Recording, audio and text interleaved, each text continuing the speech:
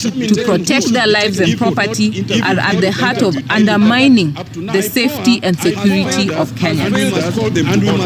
Against the backdrop of recent acts of disproportionate violence perpetrated by the police over the recent months, the complicity and acquiescence of the police amid runway crimes against peaceful protesters and onlookers alike discloses a worrying trend of our National Police Service being reduced to a conduit of violent crimes.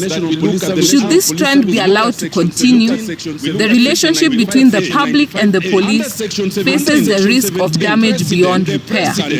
That cannot become our reality as a nation. The general chaos that characterized the demonstration resulted into about 17 being reported casualties around the country.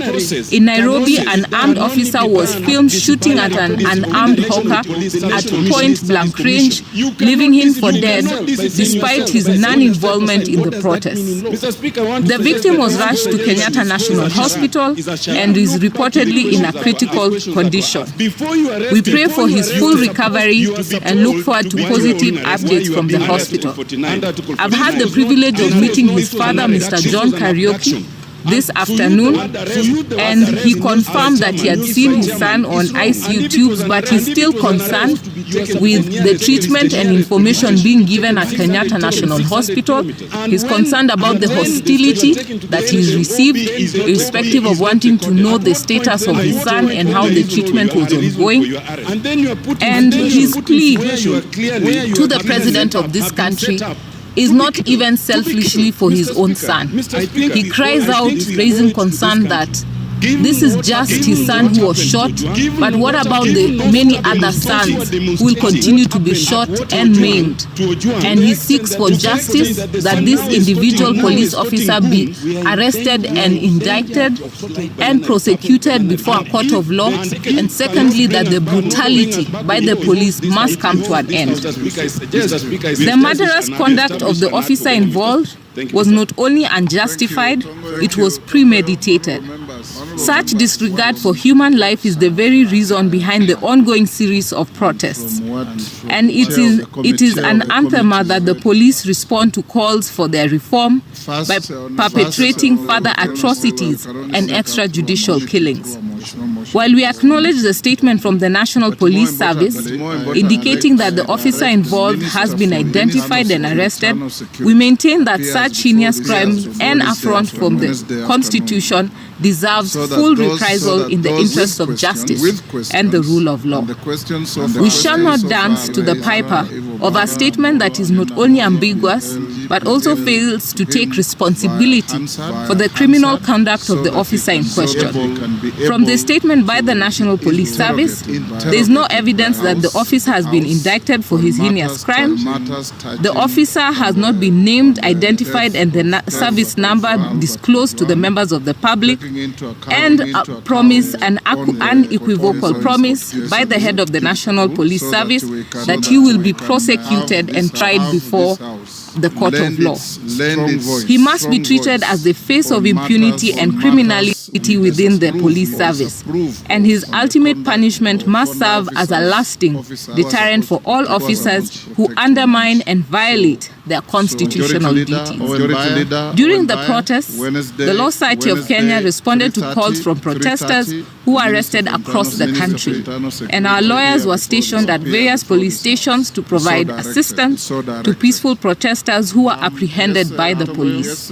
In Mombasa, 4 activists, Francis Auma, Walid Sketi, Mugambi, and Batule Swale, were arrested and charged with as much as we all regret, it was really very unfortunate. Even to include what happened yesterday. Of course, we saw in the videos going around. Police officer shooting innocent Kenyan was doing his assault, which even in lucky still although they say he was used a rubber bullet. Honorable Speaker, I think it's just good to appreciate that I've really done a good job because in speed 5 days. Okay, it's me talking. It's me talking. Honorable Speaker, as much as the minister, what we wanted from the internal affairs unit is full cooperation. And when we interrogating Honorable Speaker, IPOA themselves confirmed to us that the IG and his team were really in full cooperation. Honorable Tongoyo. Yes. You can advise the minister to come with IPOA alongside him. Yes. Better that way. If he wishes to do so. Okay. Because under our structure of government, he gives policy direction to many of those institutions under him. So I would suggest then you recommend that IPOA also join the CS. It is up to him to decide who to come with. Okay. Yes. Well guided. Yes, I don't want to escalate this. I've already given direction. What's your point of order, Millie? Thank you, Mr. Speaker, and I do appreciate that you don't want to escalate this, and because you have actually requested the CS to come. I've not requested, I've directed. Directed, thank you. You have directed, and I'm glad that you have corrected me one of a few times when I'm happy when I'm directed. That is directed. Let him be here. And the reason is because the issue of security actually resides in this house. And I know and I want to commend the committee because they've done a very good job. But the house, the entire house needs to be seized of this matter because it's our primary mandate to oversight the security. But Mr. Speaker, even as the CS is coming, there are other issues that are arising that we would want him to deal with. Number one, only 2 days ago, Mr. Onditi died in a police post in my constituency, allegedly by suicide. Mr. Speaker, again in, I think, Nyando or somewhere, somebody else died allegedly by suicide in a police post. You know what you should do, Honorable Millie? File additional questions on the issues you are raising. And any other member who has similar issues, file questions so that we pass them on to the minister as he prepares to appear here on Wednesday and be at hand to interrogate him on all these issues so that he can be able to not only satisfy the House but the country on the situation surrounding Albert Ojwang, the Onditi you are talking about, the shooting in town yesterday, and any other matters within your knowledge that requires the minister to be brought to his attention and to answer fully to the House. Yes, Millie? Thank you, Mr. Speaker. I stand guided, and I will be doing that. Mr. Speaker, yesterday when I was speaking here, I was informed that the person who was shot yesterday, who unfortunately I'm told has died, I don't know if he has died, the one we are saying was shot by, is not dead. Oh, I'm happy to hear it's not dead, and I hope. Yes, that's just what I wanted to say, even though I still am appalled and I'm not happy by the way the police operated. It doesn't matter where it came from. Of course, it hits me more if it comes from Suba, because I was told yesterday it's from Homa Bay and Suba in particular. But I wish to tell the Suba people that he was not from Suba. We are still not happy that he was shot, but it's not from Members Suba. of the National Assembly. You are members of the National Assembly of Kenya. It matters not where a Kenyan comes from. The pain of a Kenyan in Mandera, in Busia, in Homa Bay, in Kwale is the pain to all of you. And that is as it should be. Let's go on to the next matter. Go back to messages. That matter, hold your horses to Wednesday. Go back to messages. Robert Mbui, you will speak on Wednesday. The minister will be here.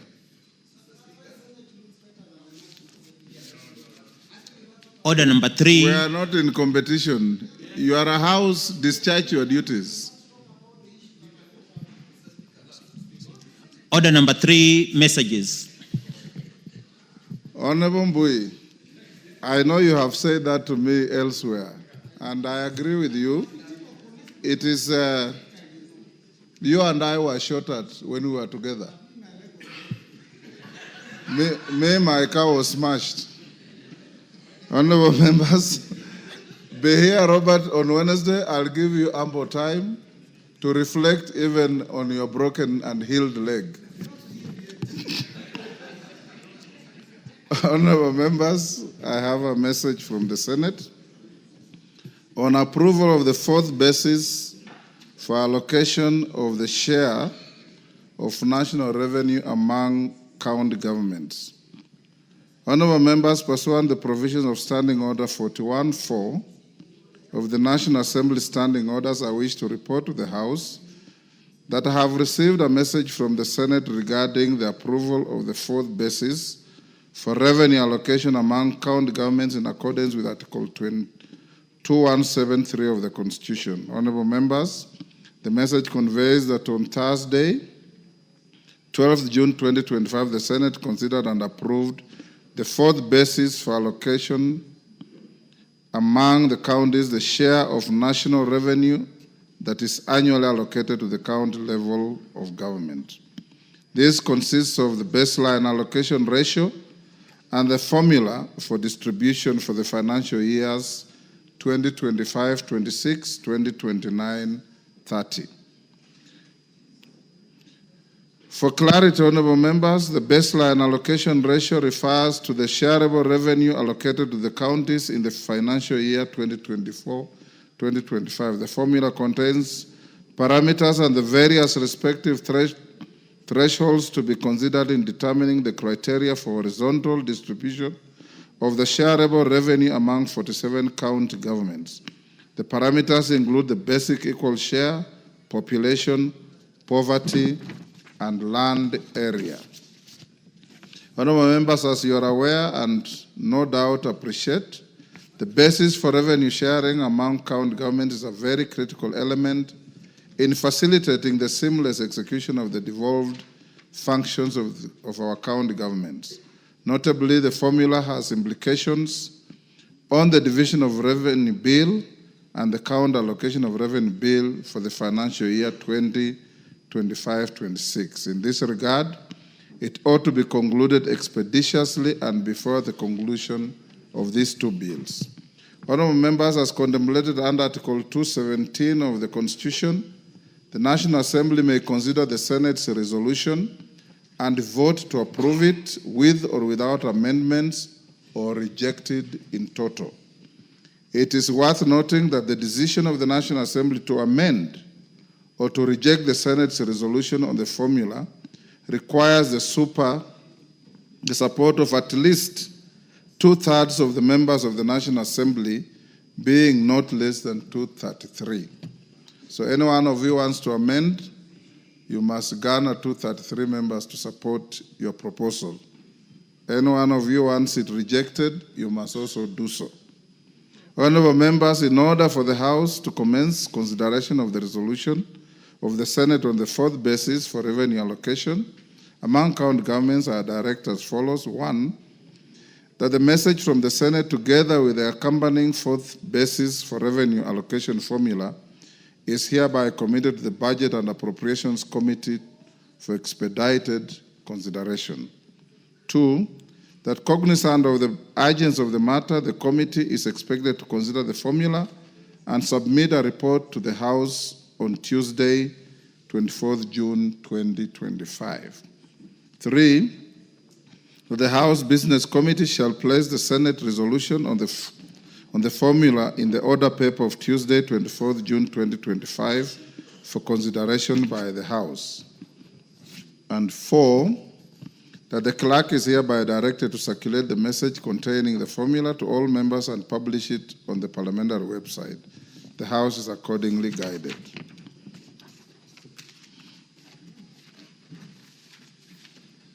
Honorable members, allow me to acknowledge in the Speaker's Gallery, State House Girls, Dagoretti North constituency, Nairobi.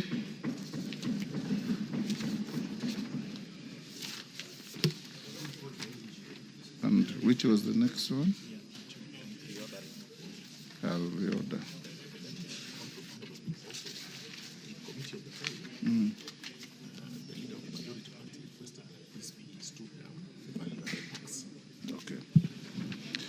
Honorable members, we have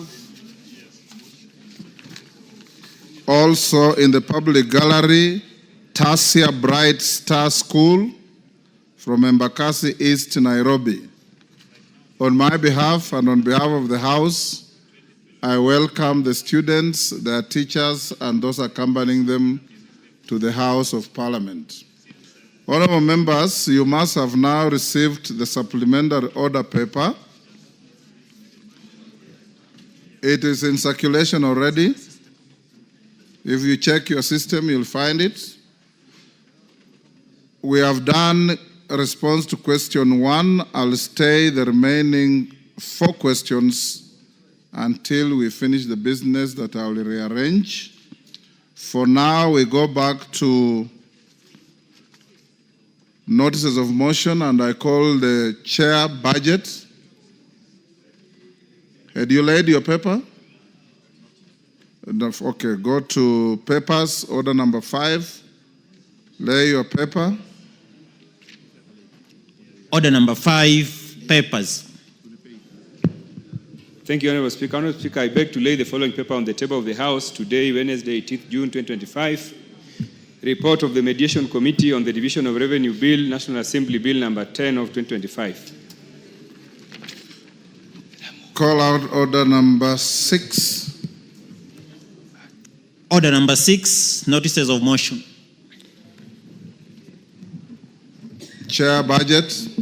Honorable Speaker, I beg to give notice of the following motion, that pursuant to the provisions of Article 113 sub 2 of the Constitution and the Standing Order 150 sub 3, this House adopts the report of the Mediation Committee on the Division of Revenue Bill, National Assembly Bill number 10 of 2025, laid on the table of the House on Wednesday, 18 June 2025, and approves the mediated version of the Division of Revenue Bill, National Assembly Bill number 10 of 2025. Thank you. Thank you, Chair. Honorable members, Otienda Mola and Murugara, you had some point of order. You approached the chair to allow you. I give you 1 minute.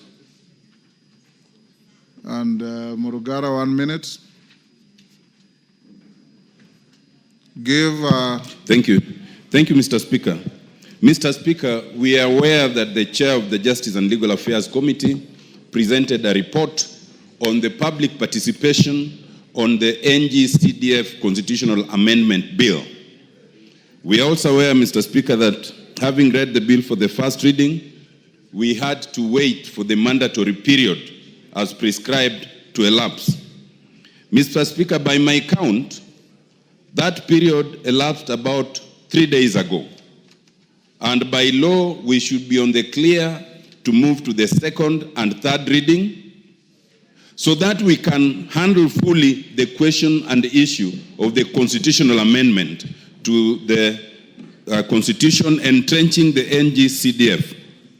Mr. Speaker, I wanted to seek your direction on the next step so that all members would be clear, because I'm sure most members would want to participate in the second reading, and certainly most members would want to be present during voting. And Mr. Speaker, given the schedules of members, unless this is made clear, we might have a situation where some members do not participate. Mr. Speaker, I wanted to get your indulgence and directions on this, including the possibility of having a discussion, an informal discussion, given that the time usually allocated, not all members may say what they need to say or be briefed. The possibility of having a kamukunji prior to such dates as the Speaker might direct. Mr. Speaker, I ask your guidance on this one. Thank you. Murugara, 1 minute. Give him the mic. Thank you. Thank you very much, Mr. Speaker. Maybe the supplementary order paper has not yet reached Senior Counsel, Honorable Tiende Amolo. Actually, the matter is listed for debate today, but as he has pleaded, it's valid that these members are informed what this bill entails, what is in the report, and that we are able to internalize this and discuss it and debate it in a manner that is most honorable. But that is not my point of order. Mr. Speaker, sir, I've been accused of being a trade unionist by these members. It is not right, but I don't refuse. I do not refuse that tag, because we actually came to your office the other day last week to inquire about a very important and sensitive matter to these members, the RMLF, which is the roads money. You gave us a very good response, and we expected it to go the way you actually responded. Yes. But just about yesterday, we only got 6 million out of it from what had been disbursed. Yes. Maybe, Mr. Speaker, sir, I would equally join Honorable Tiende Amolo that if it pleases you and you wish to convene us in a Kamukunji, then you also speak to us about the roads money, because the constituents are agitated, the roads are not in good shape, but most importantly, most of us have committed this money to do the rural roads, which we are supposed to do. Thank you very much, Honorable Speaker. Thank you. Order. Order, Tongoyo. Take your seat. Order, Bensouda. Take your seat. Take the nearest seat.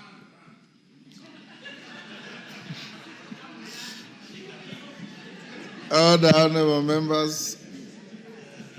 Order, members. First, allow me to acknowledge the good work that is constantly done by a caucus of lawyers in the House,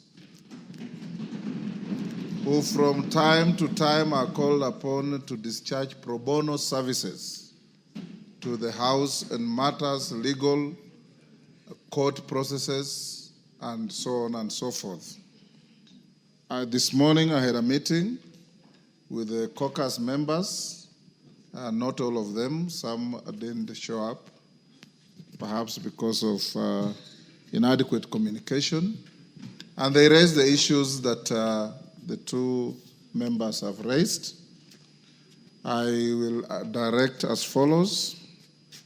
Number one, the matter appearing at order number 13 on the supplementary order paper, the Constitution of Kenya Amendment Bill, National Assembly Bill number 4 of 2025, be stepped down to next week for the simple reason that constitutional amendment bills are very delicate to the extent that once you move it, you debate, you vote for it as it is or reject it as it is. You are not allowed to bring any amendments on the floor. That's why we gave you time, adequate time, to debate this matter informally in a pre-publication form.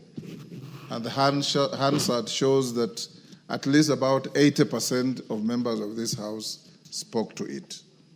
But that notwithstanding, memories fail, people change their minds, people forget things, and so on.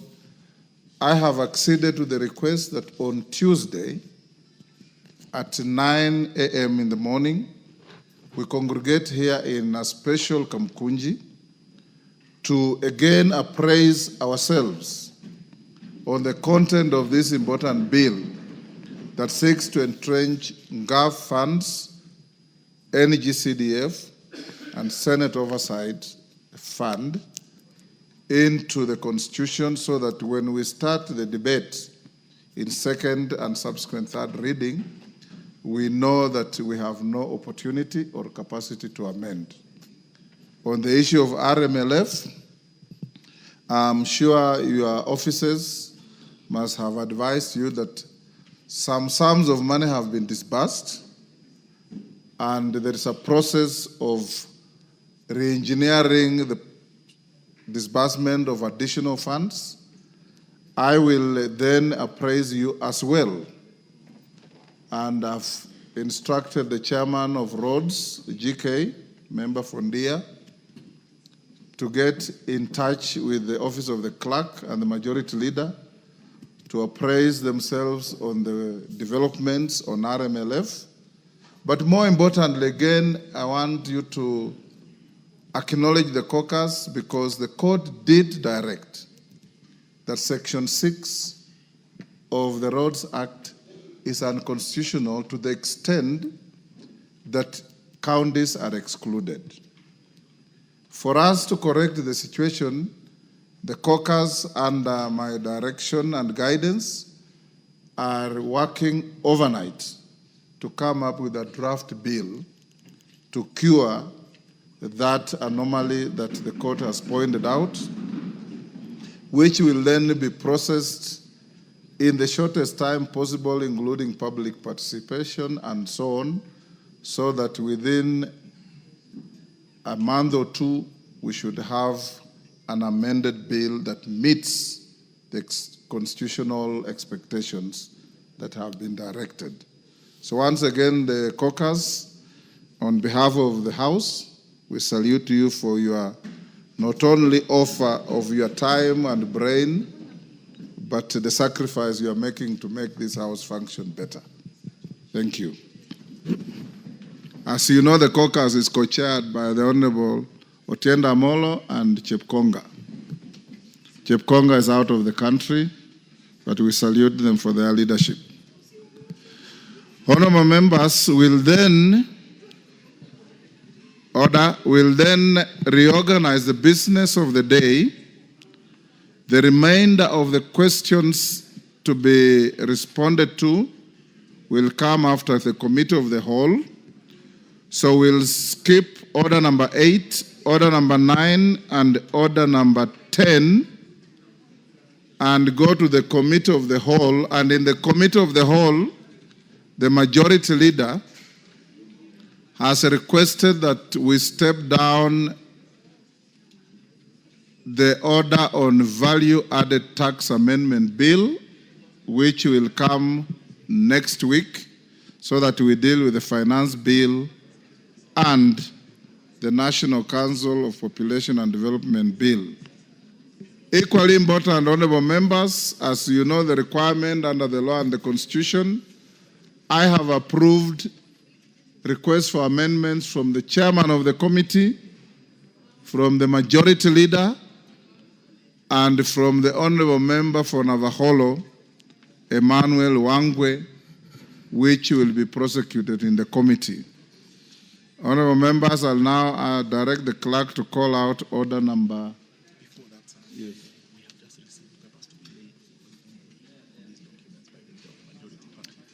Leader of majority party, there are some urgent documents for you to lay on the table before we go to the next order. Can you do so quickly? Call out order number 5. Order number 5, papers. Majority Leader. Thank you, Honorable Speaker. Honorable Speaker, I beg to lay the following papers on the table of the House today, Wednesday, June 18th, 2025, in the afternoon sitting. The supplementary estimates number 3 for the financial year 2024-2025, and the following accompanying documents from the National Treasury. 1. Order, members. Kagombe. 1. Financial year 2024-2025 supplementary estimates number 3, program-based budget. 2.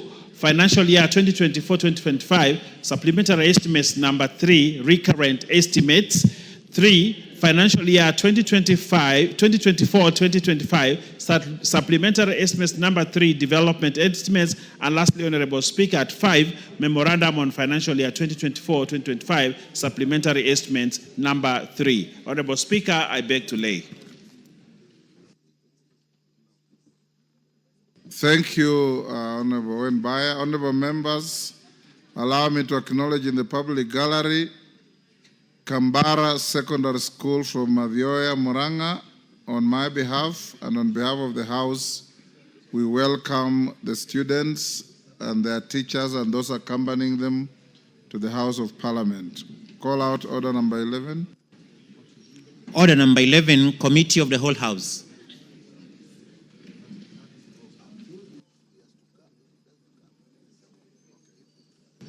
Honorable members, will you be upstanding?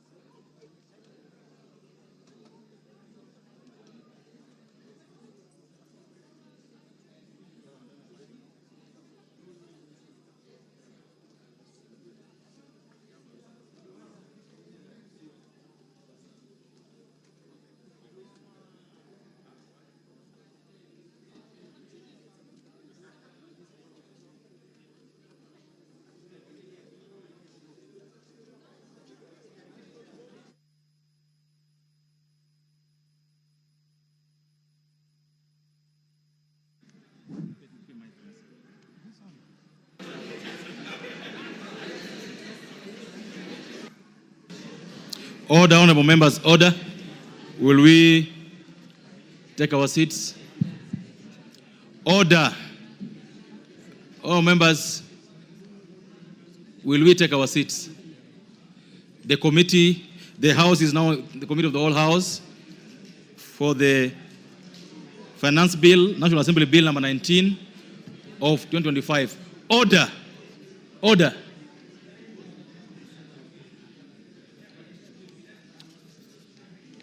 The Honorable Soro et al. Order. Could you take your seats?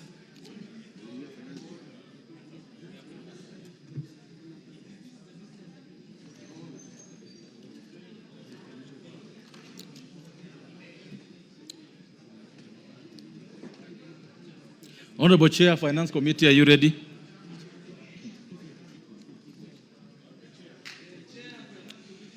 The Honorable Soro, allow the Chair of Finance Committee to do his job. The Honorable Soro, take your seat.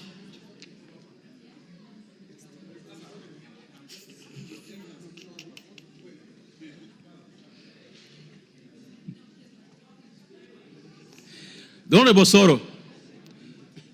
Soro, what have you just done?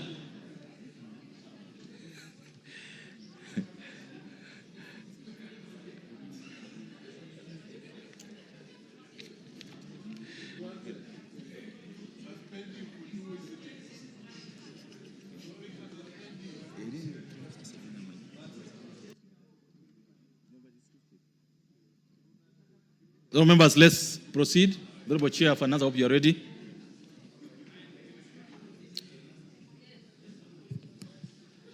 Provisions relating to the Income Tax Act, Cap 470, Clause 2.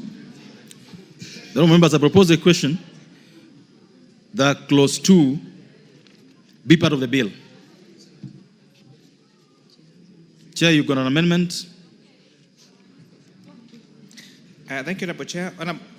Honorable Chair, I beg to move that the amendment on Clause 2 be as per the order paper. This is a discussion we had yesterday on the definition of royalty. So the amendment is to delete the definition of the term royalty as proposed in the bill. Additionally, the amendment is to delete the definition of winnings and substituting that with withdraw. I beg to move, Honorable Chair. Thank you, members. I propose a question that Clause 2 be amended as proposed by the Chair.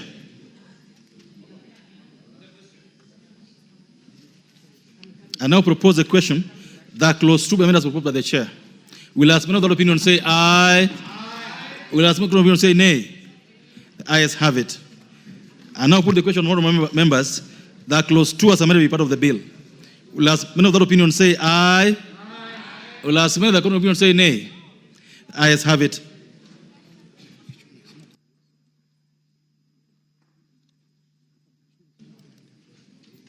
There was an amendment almost on the same terms like what we just passed by the majority leader, and I direct that the amendment by the majority leader then falls because this committee's amendment has been carried. Next. Clauses 3 and 4. Members, I propose a question that clauses 3 and 4 be part of the bill. Because there's an amendment, I now put the question that clauses 3 and 4 be part of the bill. Will as men of the opinion say aye? Will as men of the opinion say nay? The ayes have it. Clause 5. Members, I propose a question that clause 5 be part of the bill. The Chair of Committee, you got an amendment. Honorable Chair, I beg to move that Clause 5 be amended as per the order paper. This amendment is seeking to remove sale of scrap as income subject to tax under Section 10 of the Income Tax Act. Additionally, this amendment is seeking to include withdrawals made by punters as taxable income under Section 10 of the Income Tax Act. Thank you. All members, I propose a question that Clause 5 be amended as proposed by the Chair of the Finance Committee. If there's no interest on that, I now put the question, members, that Clause 5 be amended as proposed. Will as men of that opinion say aye? Will as men of that opinion say nay? The ayes have it. Members, I now put the question that Clause 5 as amended be part of the bill. Will as men of that opinion say aye? Will as men of that opinion say nay? The ayes have it. Clause 6. Members, I propose a question that Clause 6 be part of the bill. Honorable Chair, you have an amendment to this?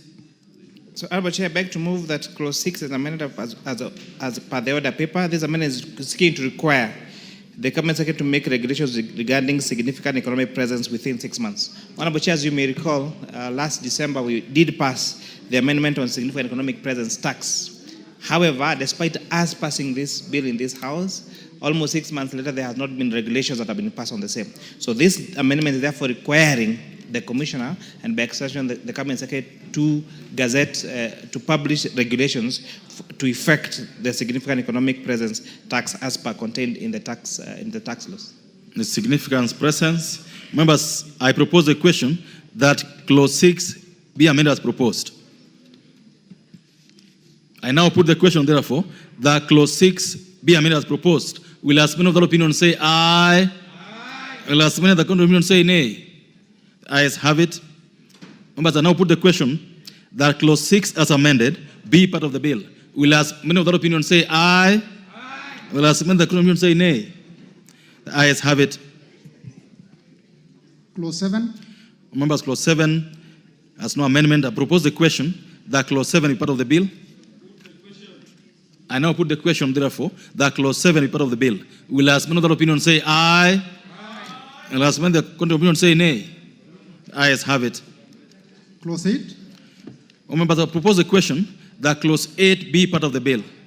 Chairperson, got an amendment to this clause? Honorable Chair, I beg to move that clause 8 be amended as per the order paper. This amendment, the amendment is seeking to clarify that both the investment in our stadia and investment in sporting activities would both be deductible for tax for those in the private sector that invest in these two activities. I beg to move, Honorable Chair. Thank you. Honorable members, I propose a question that clause 8 be amended as proposed by the Chair. It's about sports facilities being tax deduct. I propose the question, all members, that clause 8 be amended as proposed. Will as many of the opinion say aye? Will as many of the opinion say nay? The ayes have it. I now put the question, members, that clause 8 as amended be part of the bill. Will as many of the opinion say aye? Will as many of the opinion say nay? The ayes have it. Clauses 9 and 10. All members, I propose a question that clauses 9 and 10 be part of the bill. Because there have no amendments, all members, I now put the question that clauses 9 and 10 be part of the bill. Will as many of the opinion say aye? Will as many of the contrary opinion say nay? The ayes have it. Clause 11. All members, I propose a question that clause 11 be part of the bill. Move over, you got an amendment, Chair? Honorable Chair, clause 11 refers to an amendment on country-by-country reporting that requires companies, whether it's surrogate or subsidiary or parent company, and this amendment is seeking now to require the submission of the country-by-country report, since it is the same, to be provided, and it's provided in subsection 2, that it be in the same section. I beg to move, Honorable Chair. All members, I propose a question that clause 11 be amended as proposed by the Chair. I put the question that clause 11 be amended as proposed by the Chair. Will as many of the opinion say aye? Will as many of the opinion say nay? The ayes have it. I now put the question, members, that clause 11 as amended be part of the bill. Will as many of the opinion say aye? Will as many of the opinion say nay? The ayes have it. Clause 12. Members, I propose the question that clause 12 be part of the bill. So remember, your chairman, you got amendment to this. Yes, Honorable Chair, clause 12 regards to advance pricing agreement, where you're saying where the taxpayer in an issue with the advance price agreement has provided false information, then that advance price agreement will be declared to be void. Additionally, Honorable Chair, this particular amendment is seeking to provide for timeline in which the Commissioner General, by extension, the Cabinet Secretary, will provide regulations on the enactment of this particular clause 12 in terms of timelines, giving them 6 months to gazette regulations on the enactment of these advance price agreements. I beg to move, Honorable Chair. Thank you. It's an advanced pricing. Members, I propose the question that clause 12 be amended as proposed by the Chair. Honorable Wunda, 1 minute. Chair, as much as the amendment to subsection 5, subclause 5, is timely and important, I think the cabinet secretaries must also act in good faith, knowing the importance and urgency of some of these, the need to operationalize laws. We do not have to put for them specific timelines. It should naturally flow. Probably with the neatness, probably could even do that in the Social Instrument Act, so that all the cabinet secretaries know that within a certain period of time, once a law is in place, we must do this. Because otherwise, within 6 months, it's going to appear in all the laws of this country. All the laws are going to be known as within 6 months. Thank you, Mr. Chair. Thank you, the Honorable Makali Mulu. Yeah, thank you, Mr. Chairman. Mr. Chairman, just wanted to, in an earlier clause, the chairman reported that regulations were supposed to be done in 6 months and they were not done. I don't know whether really we have been, in terms of the time frame, is this realistic? Because I don't think really we need to put time and then they cannot implement. I think we need to get assurance that at the end of the day, Mr. Chairman, that then when we say 6 months, we get regulations in 6 months or whatever needs to be done. Thank you. Thank you, Honorable Chair. Yes, Honorable Chair, this particular amendment has been necessitated by, again, the experience, for example, with significant economic presence tax, where the ministry requires us to make particular amendments to the law, but then they take all their time to issue regulations. And therefore, we are requiring them to have a timeline in which they must issue those particular regulations. And I think this is, even if it might be monotonous to repeat them in all our respective laws, but it's important, where we require the executive to act on their part, to give them timelines in which they are supposed to act, Honorable Chair. Thank you. Members, I now put the question that clause 12 be amended as proposed by the chair. Will ask many of that opinion say aye? Will ask many of the opinion say nay? The ayes have it. I now put the question, members, that clause 12 was amended, be part of the bill. Will as many of that opinion say aye? Will as many of the court of opinion say nay? The ayes have it. Clauses 13 and 14. All members have proposed a question that clauses 13 and 14 be part of the bill. And because there's no amendment to them, I now put the question that clauses 13 and 14 be part of the bill. Will as many of that opinion say aye? Will as many of the court of opinion say nay? The ayes have it. Clause 15. Members, I propose the question that clause 15 be part of the bill. Member, Honorable Chair, you got an amendment to this. So, Honorable Chair, I beg to move that clause 15 be amended as the order paper. This amendment is to provide that the Commissioner should respond to an application for change of accounting year within 3 months and not 6 months in order to remove inefficiencies. Honorable Chair, again, as I explained in the previous two clauses, we are trying to make sure that the Commissioner is also responsible for timelines. So where, for example, that a taxpayer has applied for changing their financial year, we are reducing their time from the time in which they are supposed to respond from 6 months to 3 months.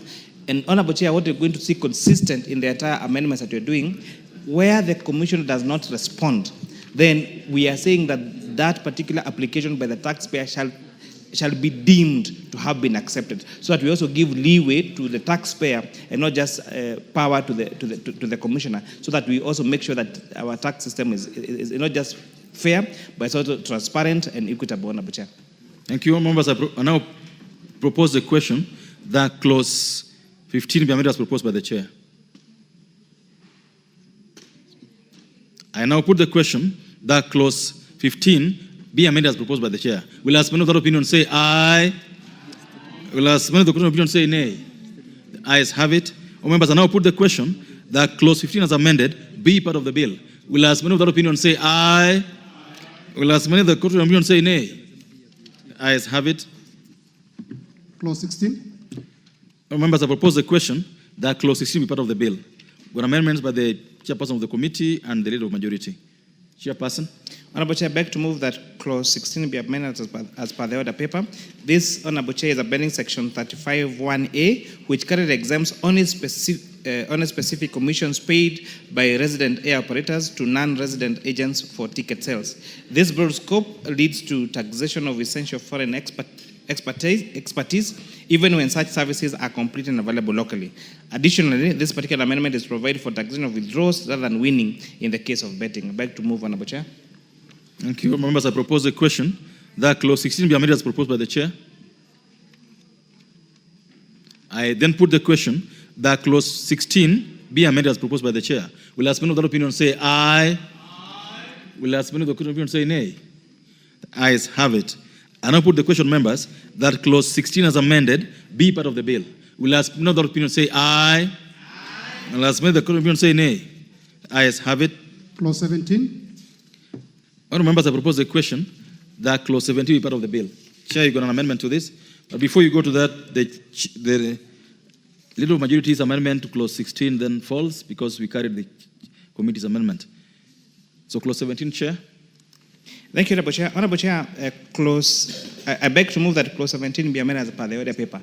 As you remember, Honourable Chair, the amendments we did on the Tax Procedures Act in December and the Tax Amendment Act in December brought various taxable deductions for pay as you earn. So where we said we deduct the taxable allowances before we calculate for pay as you earn. However, Honourable Chair, we have taxpayers have reported to us during public participation that we have quite a number of employers who are not allowing those expenses as tax allowable. And therefore, they are leaving now the employed, especially the employed Kenyans, to now claim that when they are filing their income tax at the end of the year. So therefore, this amendment is seeking to compel the taxpayer to allow for tax deduction those tax allowable expenses for pay as you earn. I beg to move, Honourable Chair. Oh, members, I propose a question that clause 17 be amended as proposed by the chair. Honourable Omboko. Thank you, Honourable Chair. I want to support that amendment as the chair puts it, because that was a very vital law that we made as a parliament, so that when we are taxing the employees on their payslip, we don't include those statutory elements and deductions. Because when you do so, it's double deduction. In fact, it was meant to leave some more money on the payslips of the workers. Chair, is that correct? And therefore, I want to support it because it is very, very progressive. Remember, one of the biggest challenge we are facing now by the workers of this country is that there are too many levies on their payslips. And this was supposed to actually achieve a situation whereby they have some relief. Thank you, Honourable Chair. Thank you. Honourable Wunda, 1 minute. Quick one. It is possible, Chair, I support, 100% support the amendments as it was done before it's being carried here, but probably the failure to allow all deductions and relief could be out of ignorance, not knowing what was provided for. Not everybody is kept abreast with the changes in the law. Can I ask the chair that once the president assents to this bill and these changes, just run down all the allowed deductions, reliefs and everything, and probably do like the Mwananchi version, whichever you call it. Post it anywhere or circulate it. So an employee in the village who has employed a petrol attendant in a village that sells only 10 liters a day will not bother to follow all these processes. Okay. Just do Mwananchi guide, so Kenyans can know. Even Mwalimu Mboko doesn't know all these things. He's now and he's a teacher, a very renowned person. Thank you. Also these small things. Thank you, Honourable Chair. Honourable Chair. Honourable Chair, I would like to assure Professor Undo that Mwalimu Mheshimiwa Amboko is very conversant with these matters. He's on Speaker's panel, is one of the most keen members in this House to follow proceedings in the House. The comment made by the Honourable Member for Funyula is a fair comment. That if Omboko doesn't know, what do you expect about the guy down there? I was coming to that, Honourable Chair. We have, Honourable Chair, and on a very serious, Honourable Chair, one of the consistent remarks we got when we moved across the 10 counties in this country, they were saying our lawmaking process is too technical, even for fairly educated Kenyans. And they were saying we need to have simpler versions of the bill, of the process, and even in our communication. And therefore, this is a call to us as a House, as Parliament, to communicate better in a simpler language, to the executive that implement these particular proposals, to Kenya Revenue Authority to simplify them in an easier way. Honourable Chair, sometimes I have watched adverts from our entities across all the arms of government, especially the executive, Honorable Chair, most of these communications are in English. So we need to have even versions of our bills and our laws in vernacular, so that Kikuyu speaking speaker from Mukinya in my village can understand, so that Tholuo speaking Kenyan from Ukwala can understand what we mean, Honorable Speaker. So I agree with Honorable Oundo from Funyula that we need to simplify the way we communicate our legal making process, because sometimes, even for fairly educated and learned Kenyans, it becomes a bit too technical to understand. Honorable Chair, I've always said, sometimes even when we present these bills to Kenyans, sometimes the proposal is to delete a deletion. And therefore, even when they get to the bill, the proposal is to delete a deletion. So again, you have now to get the parent act to see what was being deleted on a Chair. And I think we have an obligation to make sure we simplify our communication. Well said. Thank you. The Honorable Mboko. Honorable Chair, what that particular clause means is that once you allow the pay to be deducted on the gross, including the deductions, it means you are actually taxing the workers on money that will not go to them. Basically, that's the basis of it. I just wanted to correct that. I'm the master of this, and that's why I raised it. It's a very good amendment, and actually, the employers must now be compelled to do exactly that. Thank you. Thank you. Members, I put the question that clause 17 be amended as proposed by the chair. Will as many of the opinion say aye? Will as many of the opinion say nay? Ayes have it. I now put the question, members, that clause 17 as amended be part of the bill. Will as many of the opinion say aye? Will as many of the opinion say nay? Ayes have it. Clauses 18, 19, 20, 21, 22, 23, 24, and 25. Members, I propose a question that clauses 18, clause 18, 19, 20, 21, 22, 23, 24, and 25 be amended, be part of the bill. Members, those clauses have no amendments. I therefore put the question that clauses 18, 19, 20, 21, 22, 23, 24, and 25 be part of the bill. Will as many of the opinion say aye? Will as many of the opinion say nay? Ayes have it. Clause 26. Members, I propose a question that clause 26 be part of the bill. This is an amendment by the Honorable Chair. Honorable Chair, I beg to move that clause 26 be amended as per the order paper. This amendment is to allow for investment allowance for a spectrum license by a telecommunication operator. Additionally, Honorable Chair, this amendment is to retain 100% investment allowance reduction for investment outside Nairobi and Mombasa.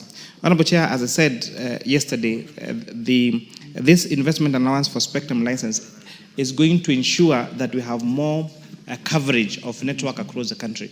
It is really unfortunate, Honorable Chair, that in 2025, we still have some parts of this country that there's no power, there's no telephone connectivity. And are you moving this particular amendment, Honorable Chair, order, is seeking order. Which one are you moving? 27. Yeah, move 26 first. Oh, sorry. Oh, yes. Sorry. Honorable Chair, I beg to move that clause 26 be amended as per the order paper. Honorable Chair, I want to thank sincerely Honorable Oundo, because he's the one who noticed this yesterday during the second reading. And he has noticed it again today. Noted that, Honorable Chair, that the amendment as proposed in the bill, Honorable Chair, would leave out payment of gratuity and pension outside public pension schemes.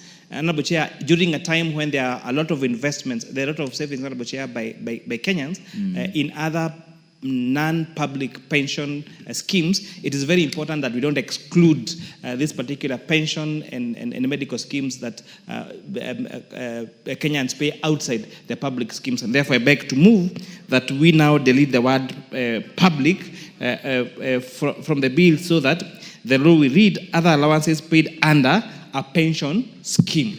So which will therefore mean, the import of this is that therefore payments made to both public and private pension scheme now will fall under would not be exempt, Honorable Chair, from income tax. I beg to move, Honorable Chair. Thank you. Members, I propose the question, therefore, that clause 26 be amended as proposed by the chair. And I want to give this chance to Honorable Mayaka. Honorable Mayaka has the floor. Honorable Wundo, this lady has the floor now. Allow her. Thank you, Honorable Chair. Honorable Chair, I also just want to support this particular amendment and also to just extend my salutation to Honorable Oundo, because yes, Honorable Chair, if we limit it to public, it means a whole spectrum of people who have investments outside that space are actually affected. And for me, Honorable Chair, also is just to speak to the matter of one thing that as Africans we experience, which is called black tax. This is very encouraging for people who are investing for their retirement and for people who are already in retirement, that they will not be taxed for this particular. And so yes, I support this amendment. Thank you. Member for Keses. Thank you so much, Mr. Chair, for the committee. I also want to support this particular amendment by ensuring that we onboard every Kenyan. We are achieving the provision of the Constitution on inclusivity.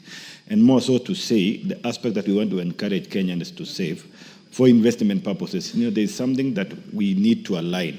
Kenya now, as we can say, it is on leverage level, where we are borrowing much from outside than even from within. And we want to encourage savings by Kenyans, borrow from them, invest and develop our country, and they can derive the benefit and interest from their savings. So this particular amendment is good.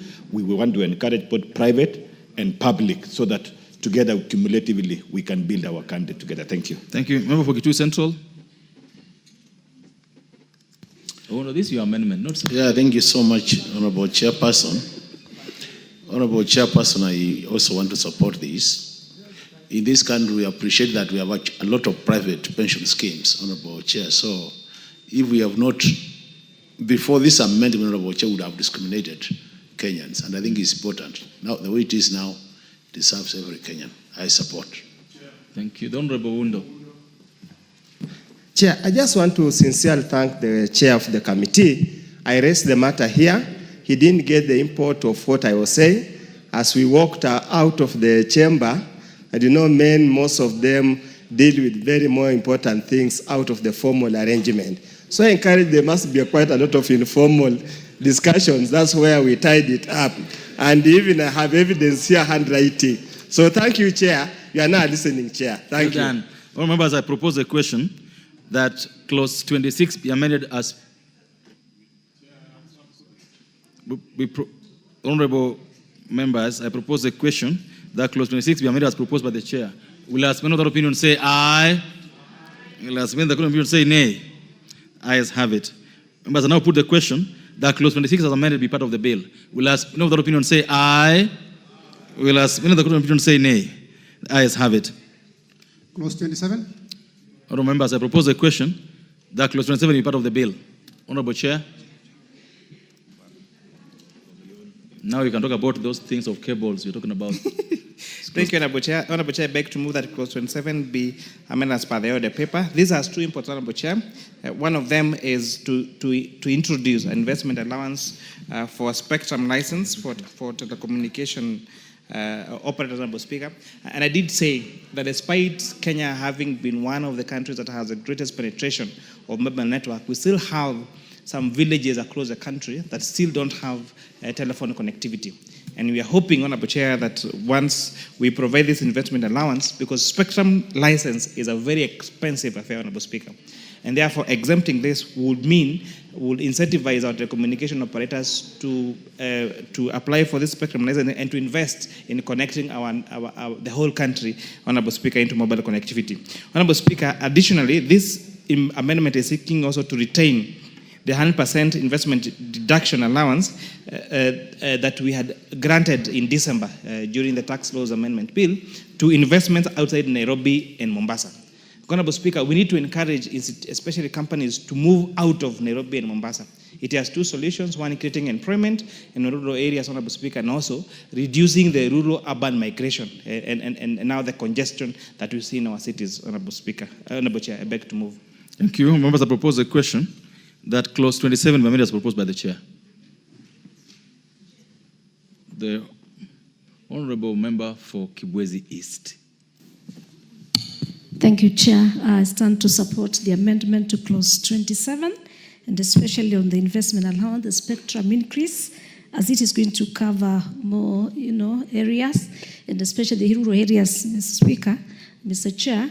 We are aware that most of the investments have been put into capital centers and the rural areas where we come from, and most of us where we represent, we are not having this advantage, and so I support.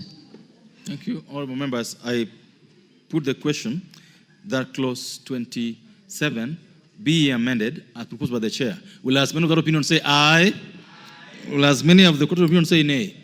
The ayes have it. I now put the question, members, that clause 27 as amended be part of the bill. Will as many of the opinion say aye? Will as many of the court of opinion say nay? The ayes have it. Clause 28. Honorable members, I propose the question that clause 28 be part of the bill. Chair.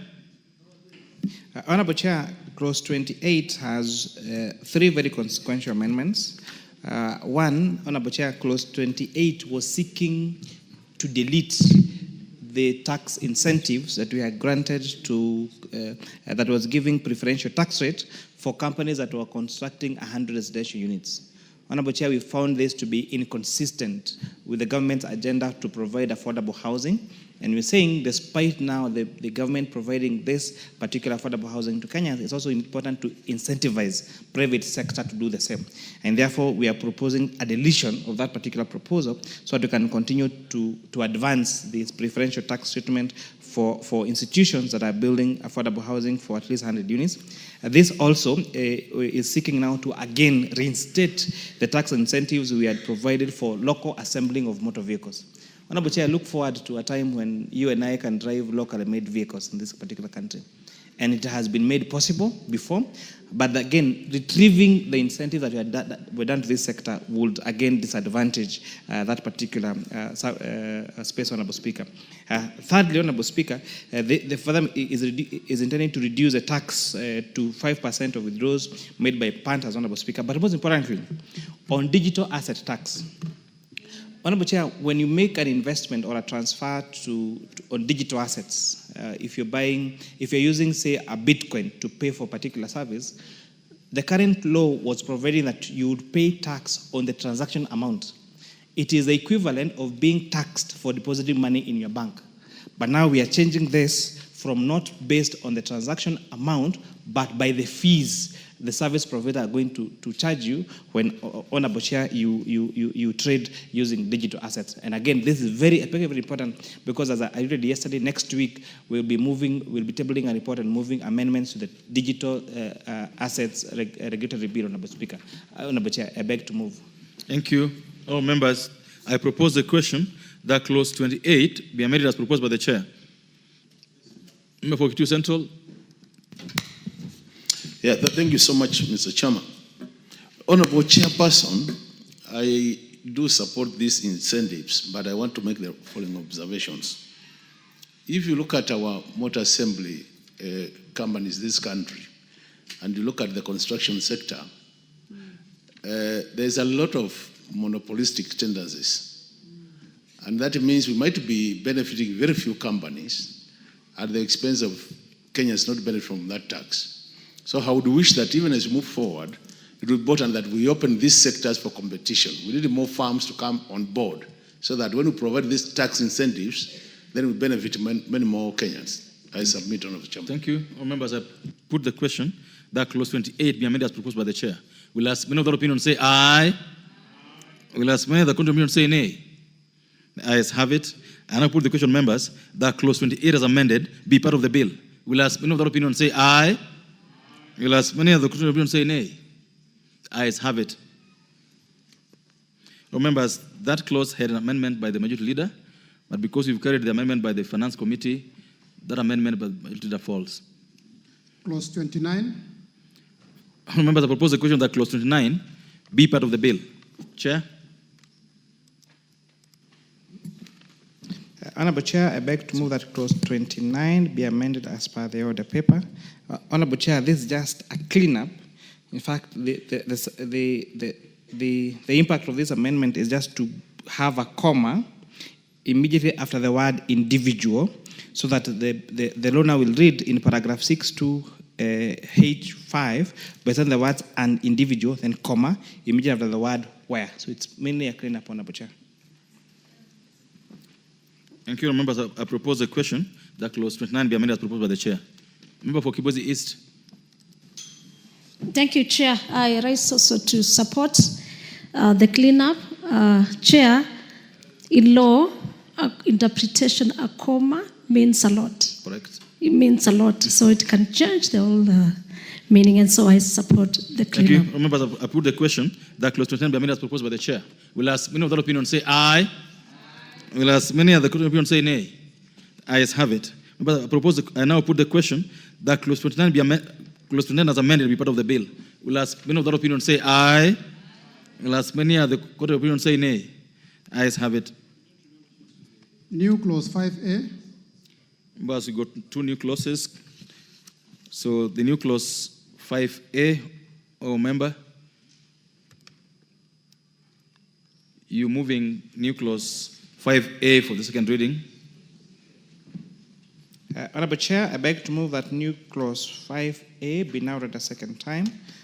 Honorable Chair, this amendment is deleting the proposal is to repeal section 12D of the Income Tax Act. As you may recall, Honorable Chair, I think the Finance Act of 2023, we did pass a law providing for minimum tax. Honorable Chair, however, the courts have since declared minimum tax unconstitutional, and therefore this amendment is now seeking to delete that particular provision because the courts have since declared it to be unconstitutional. Thank you. Well, members, I propose a question that the new clause 5A be now read a second time. Yeah. Honorable Chairperson, how I wish that the chairperson would have provided more details in terms of when you say the courts have declared unconstitutional. Is it leading to discrimination? What is really the issue? Because that is not coming out clear. Honorable Chair. So, Honorable Chair, Section 12D of the Income Tax Act is the one that was providing for minimum tax. It's a whole 12D, 1 and 1A.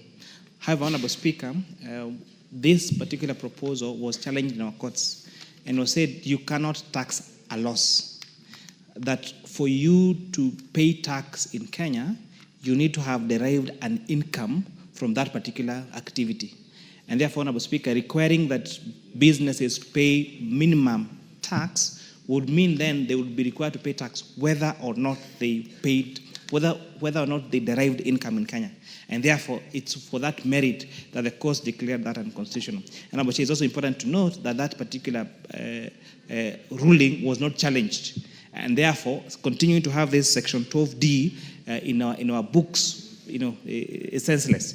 And therefore, now the move to now repeal Section 12D of the Income Tax Act. Makes a lot of sense, honourable members. I therefore put the question that the new clause 5A be now read a second time. We'll ask many of that opinion say aye.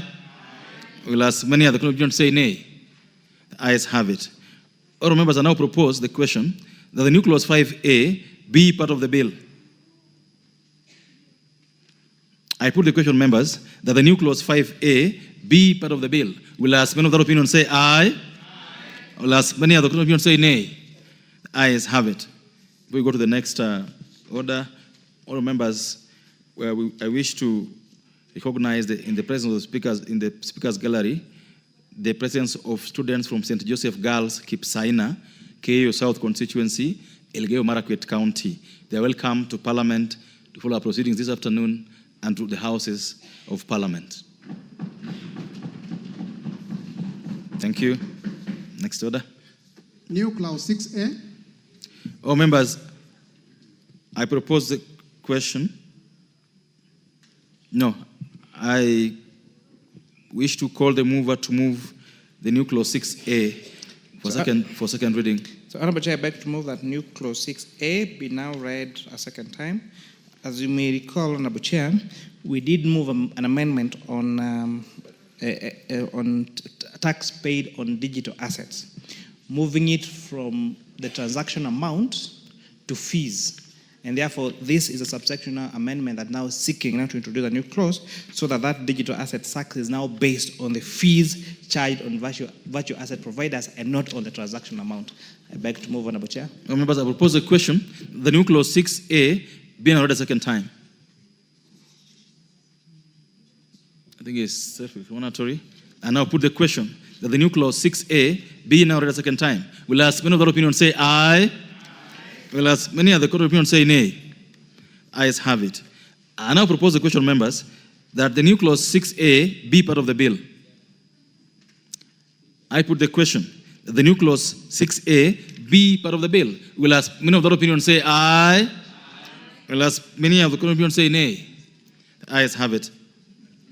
Provisions relating to the Value Added Tax Act, Cap 476, Clause 30 and 31. Members, I propose a question that clauses 30 and 31 be part of the bill. Because there are no amendments, I put the question that clauses 30 and 31 be part of the bill. Will ask many of the opinion say aye. Will ask many of the court of opinion say nay. The ayes have it. Clause 32. I propose a question, members, that clause 32 be part of the bill. Chairperson. So, Honorable Chair, just to give a brief of where we are so far, the Finance Bill of 2025 was seeking to amend 5 different laws: the Income Tax Act, the Value Added Tax Act, the Excess Duty Act, the Tax Procedures Act, and the Miscellaneous Fees and Levies Act. So far we've now dealt with all the proposed amendment in the Income Tax Act, and now we are now in the next statute that now this Finance Bill is seeking to amend, which is a Value Added Tax Act. So, Honorable Chair, I beg to move that clause 32 be amended as per the order paper. This amendment is seeking to retain the provision allowing the option to offset excess tax under any written law. And paragraph EA, we are saying that this was introduced to allow refunds for incidents of permanent credits arose due to changes in rates of tax. While the intention was to resolve an issue caused by legislation, the provision has failed to take effect due to technical drafting flaw. So, Honorable Chair, this particular provision, to avoid all the tax refund requests that KRA seems to get every time, that I alluded that we have only a budget of around 5 billion, despite tax refunds going to in excess of 50 billion shillings, Honorable Chair. Now, this is a cleanup to make sure that taxpayers are allowed to offset their current tax liabilities from excess tax that they might have paid, even if that was a different tax bracket, Honorable Speaker. Honorable Chair. That would mean that in the event, for example, you had overpaid your input tax, you are allowed to offset your input tax, whether from your corporation tax, from pay as you want, or from any other tax head that you may have in your tax obligation. I beg to move, Honorable Chair. Thank you. All members, I propose a question that clause 32 be amended as proposed by the chair. Yes, Honorable Member for Funyula.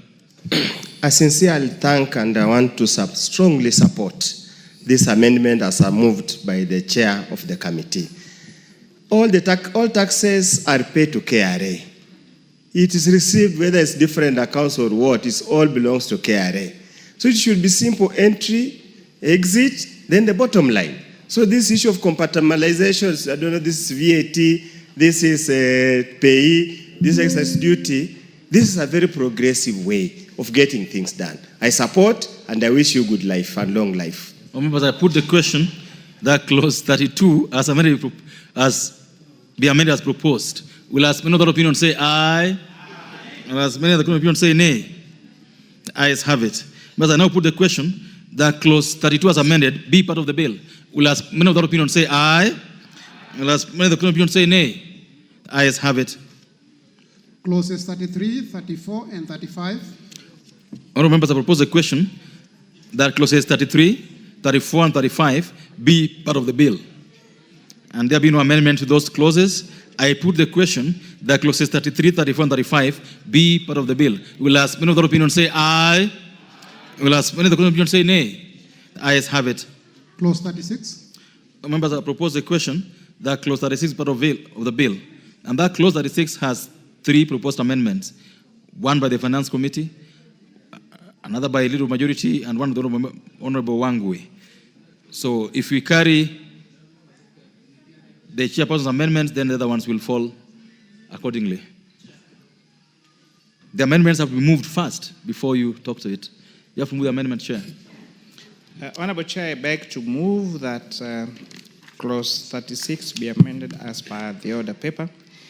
Honorable Chair, in as much as we want to clean the first and second schedule of the VAT Act, we need to be sensitive to matters that are of great concerns to Kenyans.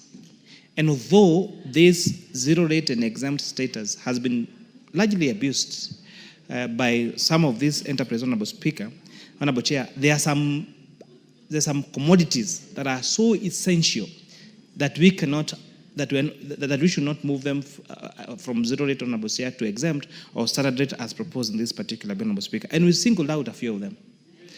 One of them being transportation of sugarcane. Because, Honorable Chair, why sugarcane stands out is because sugarcane is such a bulk item, such a heavy item, that one of the largest costs in value addition of sugarcane is actually the transportation cost of those particular sugarcane, Honorable Speaker. Secondly, is zero rating status of electric motorcycles, electric bicycles, Honorable Speaker.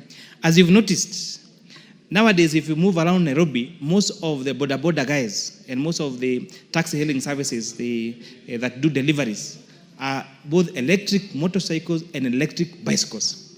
And Honorable Chair, we noticed something very unique, especially the inclusion of electric bicycles, Honorable Chair, in our country, has actually made even, especially ladies, now do that taxi hailing services even more. Honorable Chair, as you move around Nairobi, you'll see there are these motorcycles that have their lights on and they have something round near the steering wheel. So that's how you know. Okay, that's one of the ways you know an electric motorcycle. And this has been made because this House made a deliberate decision in the Finance Act of 2023 to provide zero rating status for local assembly of electric motorcycles, electric bicycles, and electric buses, Honorable Speaker. And we must therefore be consistent in our tax regime. We cannot December say, you're granting this exemption to you, come invest in our country, build electric motorcycles, build electric bicycles, build electric buses, Honorable Speaker, only for us to take away that particular incentive 6 months later. We must be consistent so that we allow investment in our country, Honorable Speaker. Secondly, this particular amendment is also seeking to clarify the following items as exempt: mosquito repellent inputs and machinery, Honorable Speaker, Honorable Chair. In 2025, we still have a big challenge with mosquito menace in our country, Honorable Chair. And I know from the region you come from, you know, the issue of malaria infections, the issue of mosquitoes is such a great issue. And therefore, we are hoping that granting this exemption to manufacturer of this equipment that will be used to fight mosquito, Honorable Speaker, will go a long way to not just creating employment in Kenya, not just bringing investment in our country, but also in our fight against malaria. I beg to move, Honorable Chair. Well, members, I propose the question that clause 36 be amended as proposed by the chair. The first bite on this would be the Honorable Wangwe. Thank you, Honorable Speaker. Honorable Speaker, allow me to thank the Chair of Finance that he has really considered the issue of sugarcane transportation. And Honorable Speaker, looking at the component of fuel, by the time you get the costing of fuel into the commodity under manufacturing, already, Honorable Speaker, you've taxed the fuel. You already loaded onto it the tax component. Therefore, Honorable Speaker, by you again taxing it at the consumption level, meaning the production level, it would amount to double taxation, Honorable Speaker. Therefore, I'm happy that the Chair has listened to it, and we want to agree with him, and I support. Honorable Maungu. Thank you, Chair. I listened to the Chair express the issue of that clause, and with regard to the sugar industry, Chair, I come from the sugar area, and I'm in support with what Chair, the gentleman seated before me is not allowing me to debate. Don't Bomboko, you'll get a chance. Just relax. No. Chair, I'm not talking about Honorable Boko, I'm talking about Honorable Kaluma here. Honorable Kaluma. Interfering with my Honorable Kaluma, this is not your chance. This is the chance for the Honorable from Rwanda. No, you are interfering with him. Allow him to contribute. Chair, I cannot search for points from somebody who is trying to interfere with the flow of my thoughts, as Kaluma is trying to put it. Go ahead. Go ahead, Honorable Member. Thank you, Chair. Mine was just support the proposal as given by the Chair. Thank you. Member for Seme. Thank you, Mr. Speaker. Chair, I actually support. It's actually ridiculous. I don't know what was happening to us. How can you put tax on transportation while this person has used fuel? The fuel itself has been taxed. Maybe I didn't notice. I admit I was sleeping that time. So I support.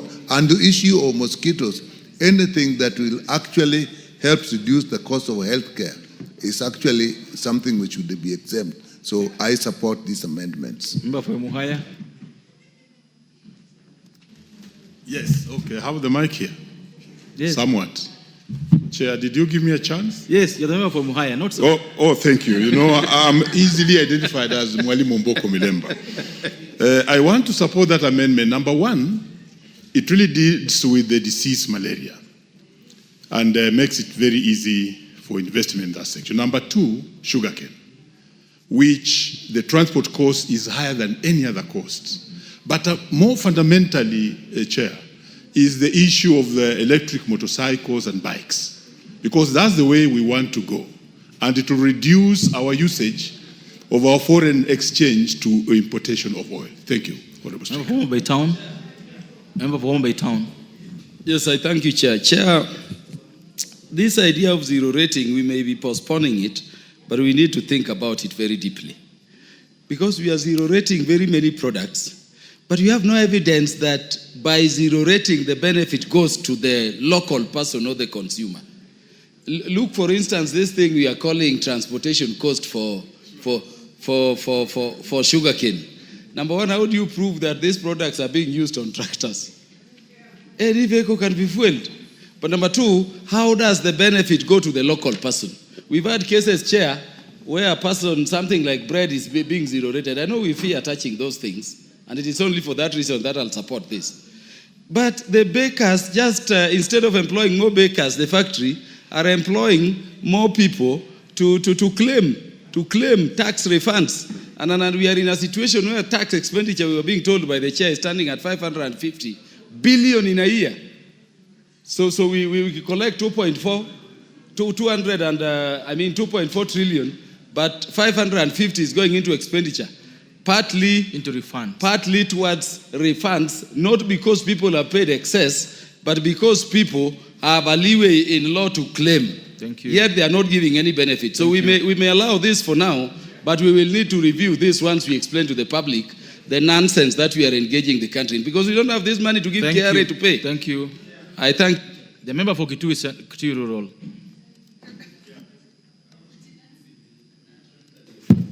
Chair, let me also support this amendment. Chair, the tax expenditure in this country, as it has been indicated, is 550. Of this, 60% is on VAT alone.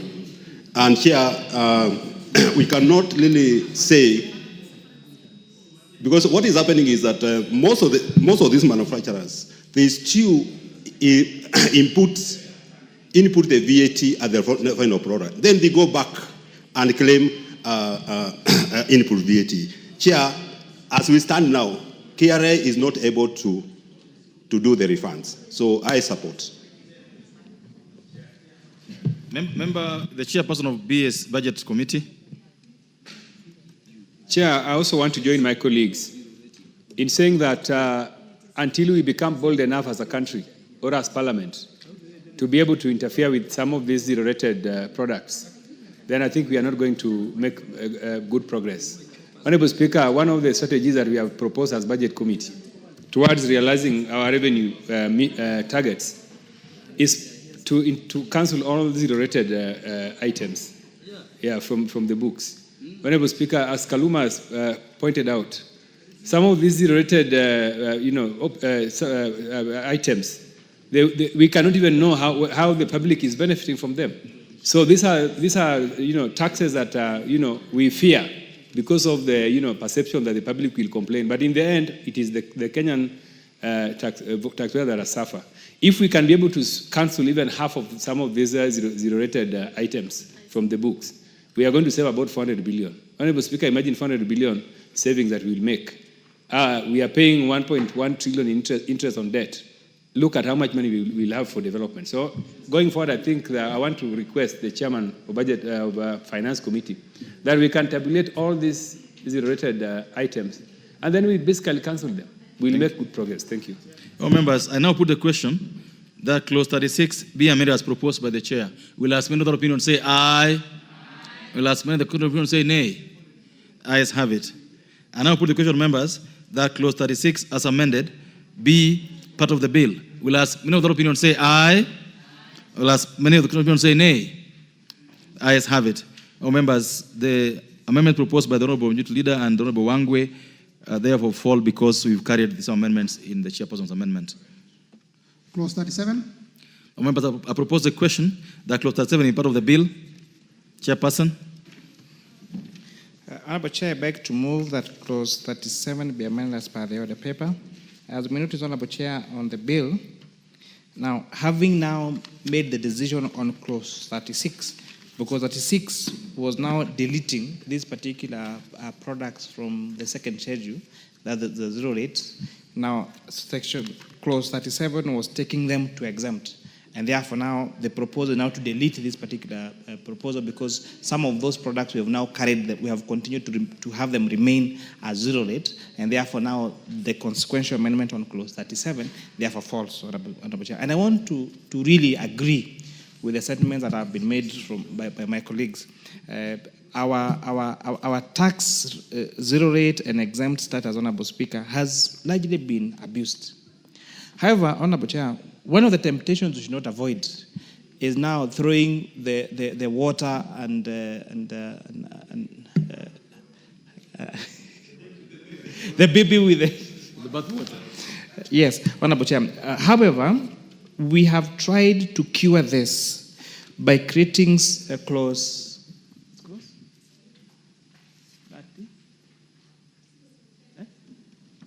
35. We have tried to cure this by introducing a clause 35.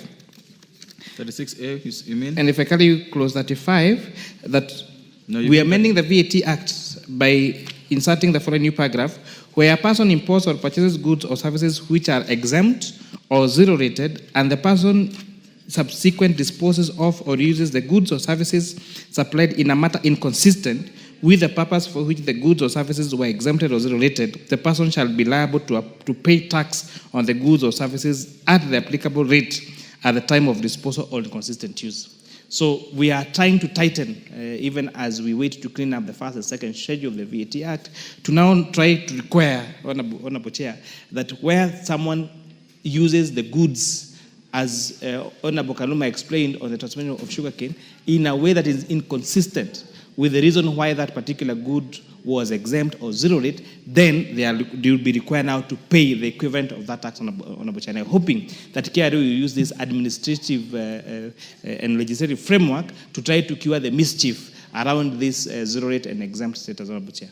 Members, I propose a question that clause 37 be amended as proposed by the Chair. Honorable Wundo. Chair, let me also join my colleagues in joining this debate between zero rating and exempt. As for now, Chair, the purported proposal by Treasury to move from zero rating to exempt would have automatically resulted in some minimal price increases, which at this particular point in moment would have been a very bad decision in view of the prevailing economic circumstances. Again, when you meet many of the traders and the business people, they want some element of consistency and predictability. I totally agree that these tax expenditures might not necessarily benefit the end consumer. But eventually, we must find a way of putting a timeline when this, from zero rating to exempt will happen, so that everybody knows after 2 to 3 years, this is what will happen. But just all of a sudden, it was changes last year, another changes here, it's so disruptive. So as my colleagues have said, and let me throw to the committee, we need to start a process that can be predictable over time. That this will change this way, this will change the following year, so that everybody prepares adequately. Thank you, Honorable Chair. Thank you. Honorable Wangwe. Thank you, Honorable Speaker. Honorable Speaker, once more I want to thank the Chair of Finance. By him now correcting the issue after the voting in the Section 36, it puts to rest, Honorable Speaker, Honorable Chair, any avenue for corruption. What is likely to happen, Honorable Chair, is that the tax agents will take advantage that this is not aligned with the initial provision in Section 36. Now to even now go and find out more in terms of pushing the traders to give them more money for nothing. Therefore, Honorable Speaker, the cleanup is important, is timely, and I would want to say thank you, and I support this amendment. Members, I put the question that clause 37 be amended as proposed by the chair. Will last member of the opinion say aye? Last member of the opinion say nay? Ayes have it. I now put the question, members, that clause 37 as amended be part of the bill. Will last member of the opinion say aye? Will last member of the opinion say nay? Ayes have it. Members, there was a proposed amendment by the Honorable Wangwe, which falls because the substance of the same has been carried by the committee's amendment. New clause 30A. The Honorable Chair move new clause 30A for second reading. Honorable Chair, I beg to move that clause 38 be now read. No, it's 30A. No. Oh, new clause 30A. 38 and 30A. Clause 30A. So, Honorable Chair, I beg to move that new clause 30A be now read a second time. This amendment is seeking to provide that the VAT payable on disposable realization of a security for a debt should be paid by the debtor. Honorable Chair, this new clause reads as follows. Section 5 of the VAT Act is amended by deleting subsection 3 and substituting therefore the following new subsection. The tax on taxable supply shall be a liability of the registered person making the supply and subject to the provision of this Act relating to accounting and payment shall become due at the time of supply. Provided that where the taxable supply involves a sale or an auction of goods or recover and paid debt to enforce or give effect to a security charge or encumbrance, tax on the taxable supply shall, subject to the provision of this Act, be the liability of the debtor. Honorable Chair, as you may, for example, if a credit lending entity recovers an item from a security item from you, so maybe it was a motor vehicle, then the sale of that item is a vatable transaction. So this now, the creditor wants to recover the debt that they advanced you. And therefore now we are requiring that the debtor be the one who is eligible to pay for the tax payable for that particular good when now it's being auctioned or repossessed from the debtor. So we are taking the obligation from the creditor to the debtor. I beg to move, Honorable Chair. Members, I propose a question that new clause 30A be read a second time. This is Honorable Mboko. It's important that, Chair, you come back and clarify the real importance of that process, because you are now transferring the tax to be paid by the debtor. Thank you. So that the country and ourselves, especially me, I may understand how beneficial this will be. Thank you, Chair.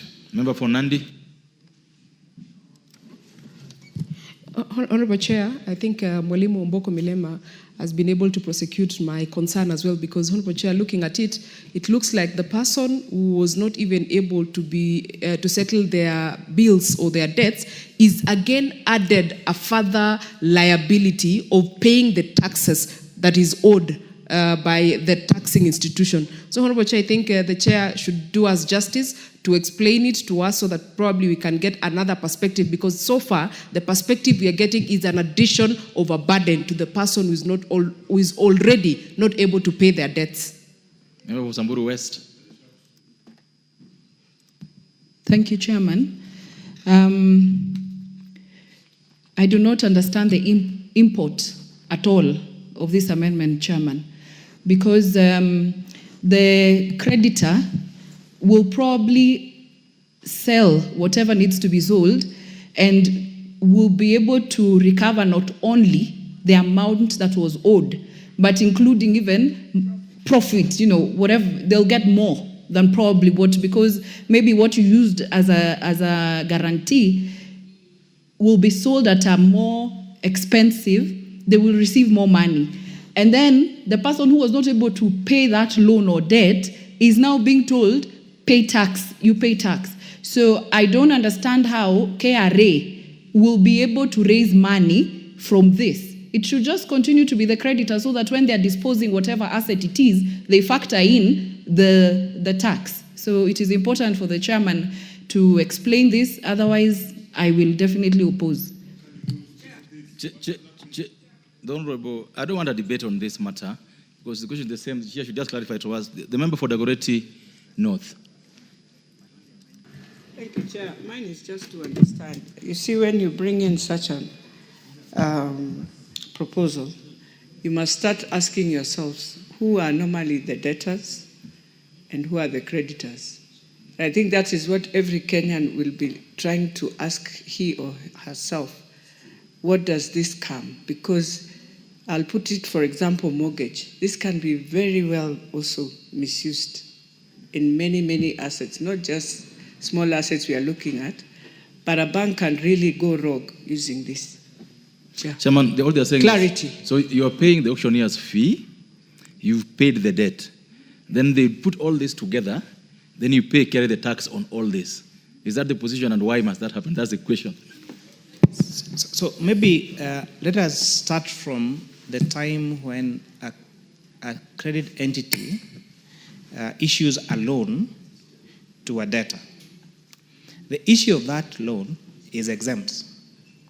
So the issue of that loan, when they are loaning you for this to buy your asset, then that is an exempt transaction.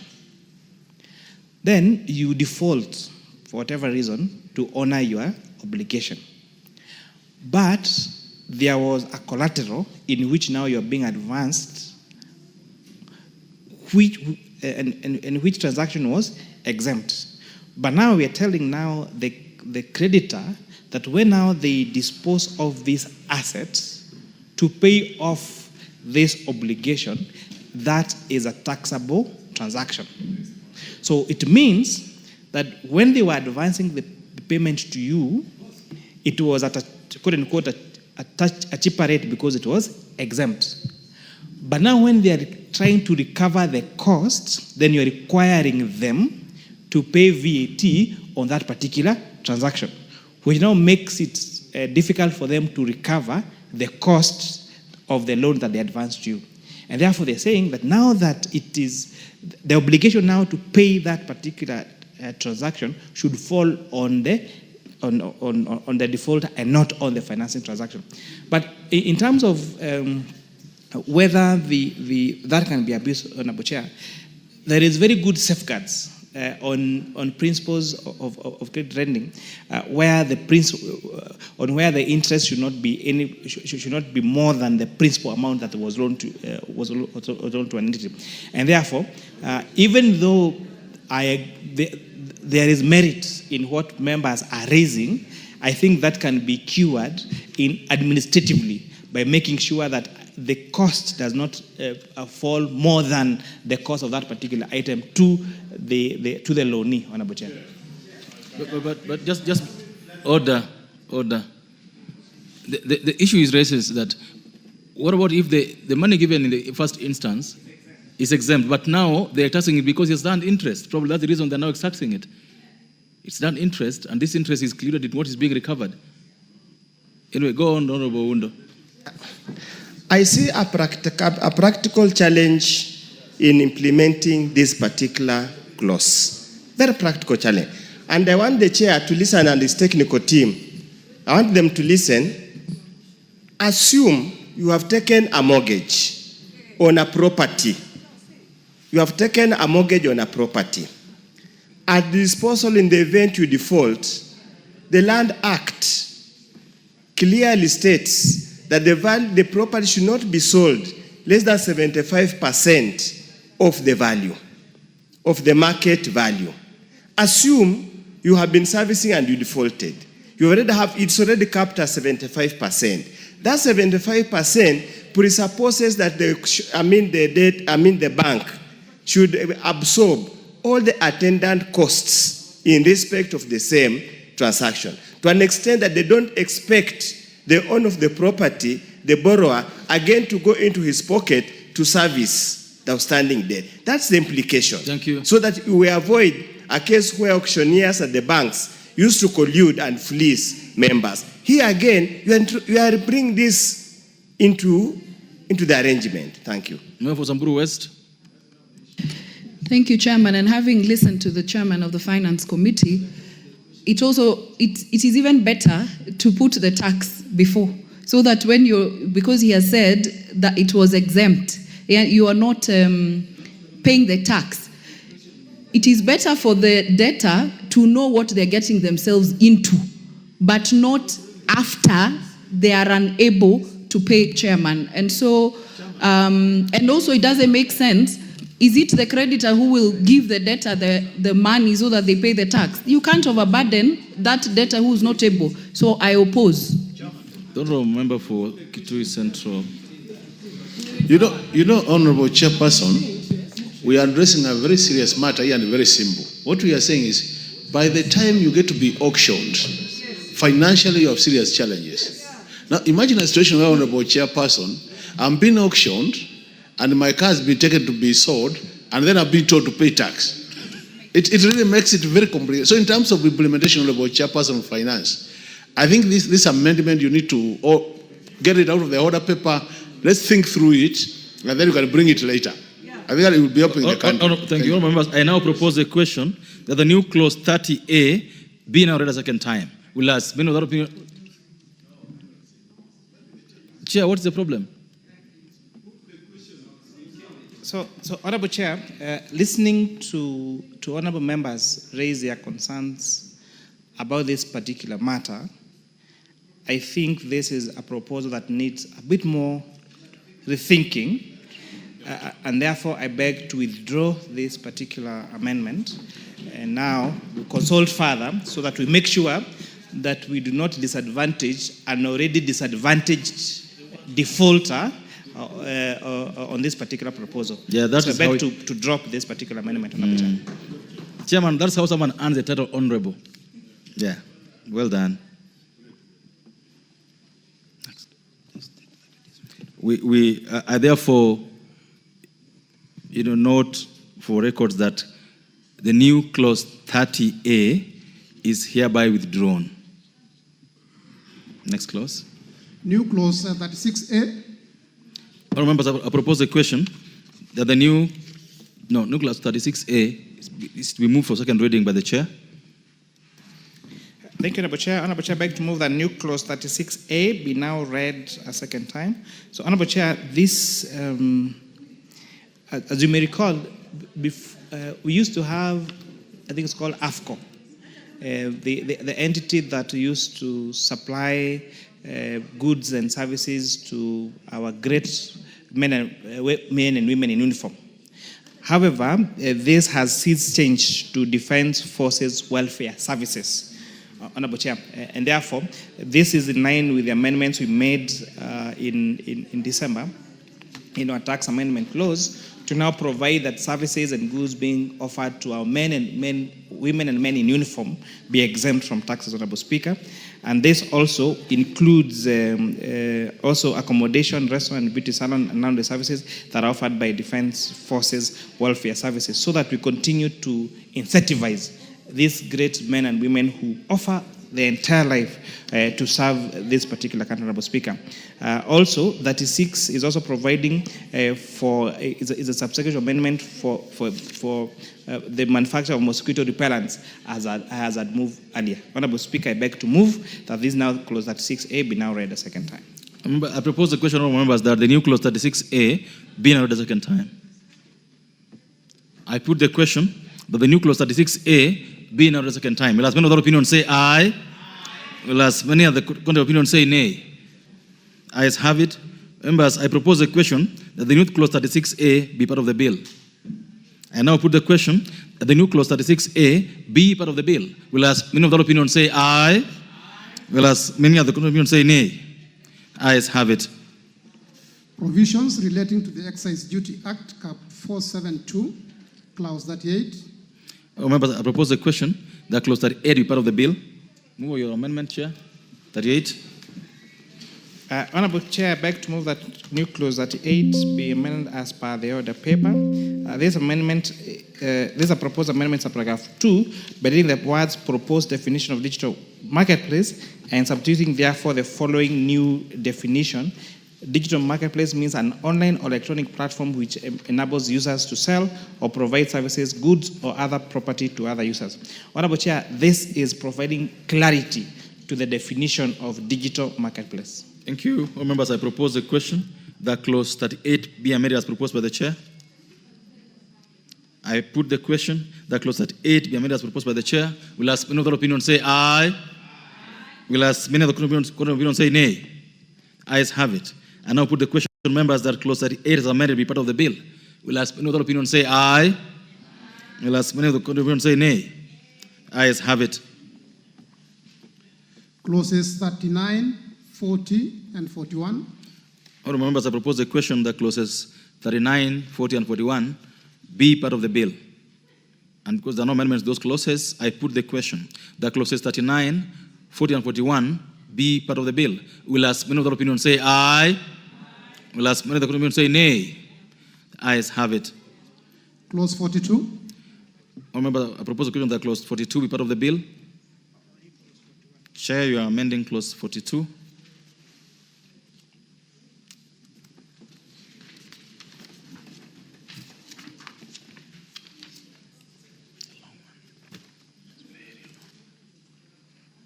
Honorable Chair, I beg to move that clause 42 be amended as per the order paper. Honorable Chair, this is providing clarity on particular clauses. You know, one of them is differentiating between imported table eggs and imported eggs that are used for a chicken, for hatching our chicken.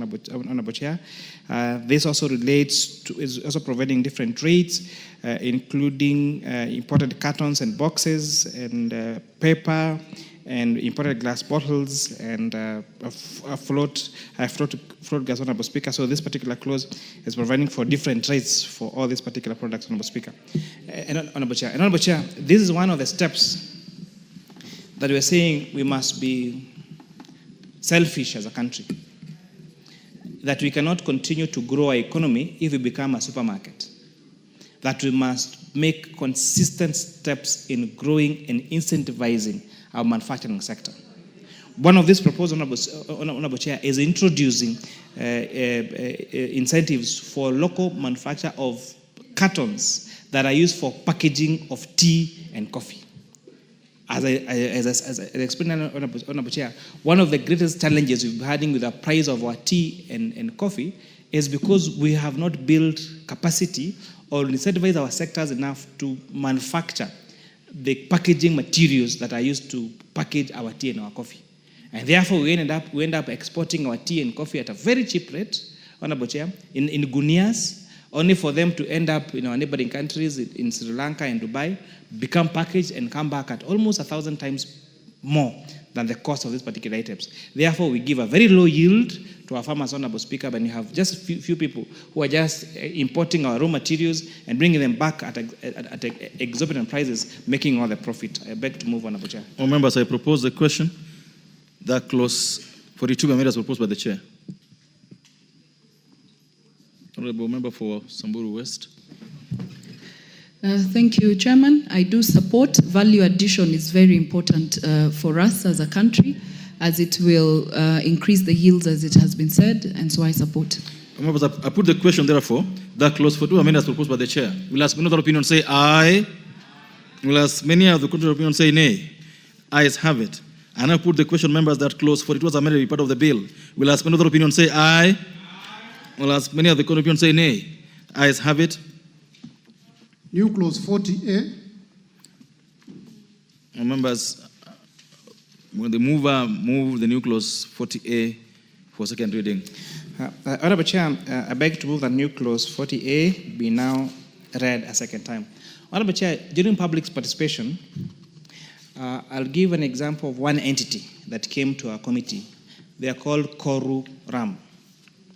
This is a manufacturer based in Koru, in Muhoroni, who converts sugarcane into methanol and prepares a fantastic ram.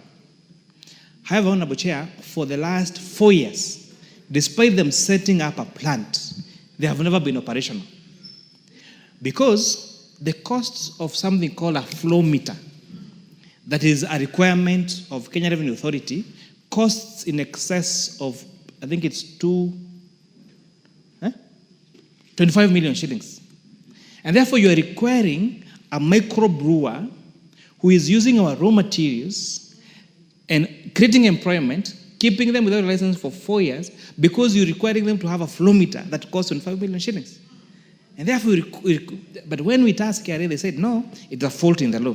And therefore, now we provided for this particular exemption, that now is going to exempt these micro distillers from the requirement to have that particular kind of flow meter, so that we can have other alternative macro and cottage industries that can use locally made materials, Honorable Speaker, as an alternative to the killer brews that you have in this country, Honorable Speaker. I beg to move. Thank you. More members, I propose a question, therefore, that the new clause 40A be now read a second time.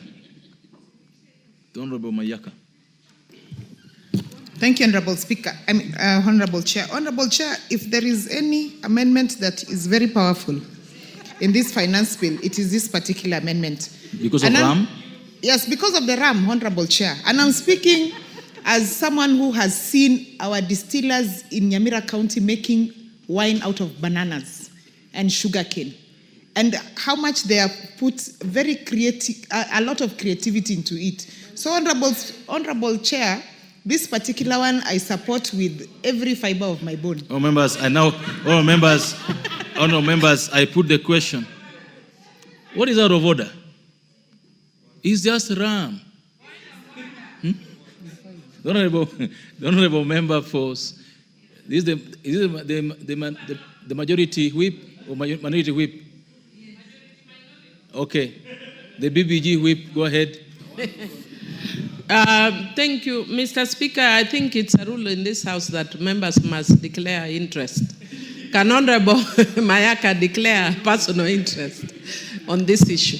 On this amendment, which she says is the most important in the finance bill, can she declare interest? She did already. She said she's kissy. The Honorable Kaluma. Chair, thank you for the opportunity. Chair, the reasons given by the chair are very good. Very good.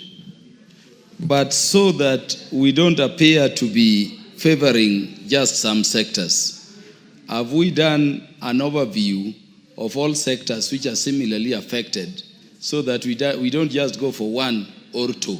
Thank you. Yeah, and if so, where are those others? Honorable Chair, there's a question. Order. Honorable Majority Leader, allow us to proceed for a minute. Order. Allow us to proceed for a minute before you go back to this. Just respond to this question, then you can go back to him. This question is, are there other sectors that have been identified the way you've identified the RAM one?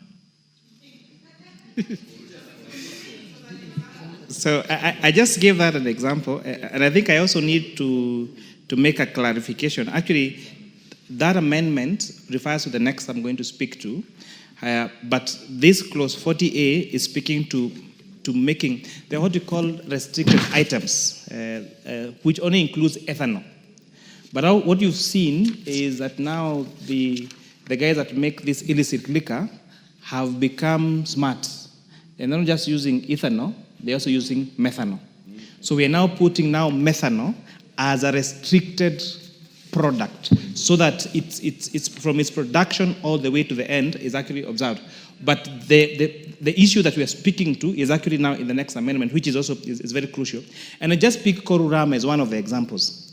But Honorable Chair, one of the things that we must agree as a House, as a correct way to end the menace of illicit brews, is if we allow other products that are used locally manufactured products into making of liquor, Honorable Chair. We have left the people that want to have a good evening after their nyama choma to very expensive drinks, Honorable Chair. And therefore, the only alternative they have has been this cheap liquor, methanol, less alcohol, Honorable Chair. And you must agree, it's okay that Honorable Chair, you are titatola, which is fine.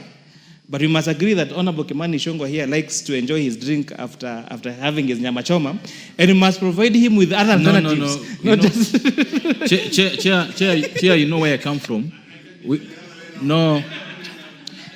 Chair, you know where I come from. We make the best changa, so it doesn't matter whether I'm titular or not. But so to be clear, order.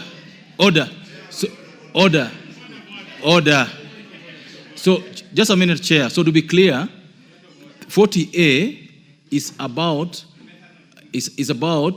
restricting the importation of methanol. You have to be clear like that.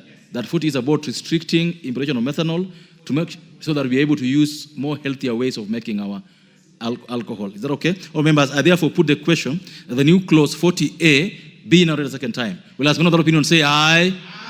Will ask another opinion say nay. Ayes have it. Members, I propose the question therefore that the new clause 40A be part of the bill. And now put the question that new clause 40A be part of the bill. Will ask another opinion say aye. And ask another opinion say nay. Ayes have it. New clause 41A. Honorable Chair, move order. New 41A for. So, Honorable Chair, I beg to move that new clause 41A be now read a second time, and just that we carry the members along. New clause 41 read this as follows: that Section 25 of the Excess Duty Act is amended by inserting the following new subsections immediately after subsection 2.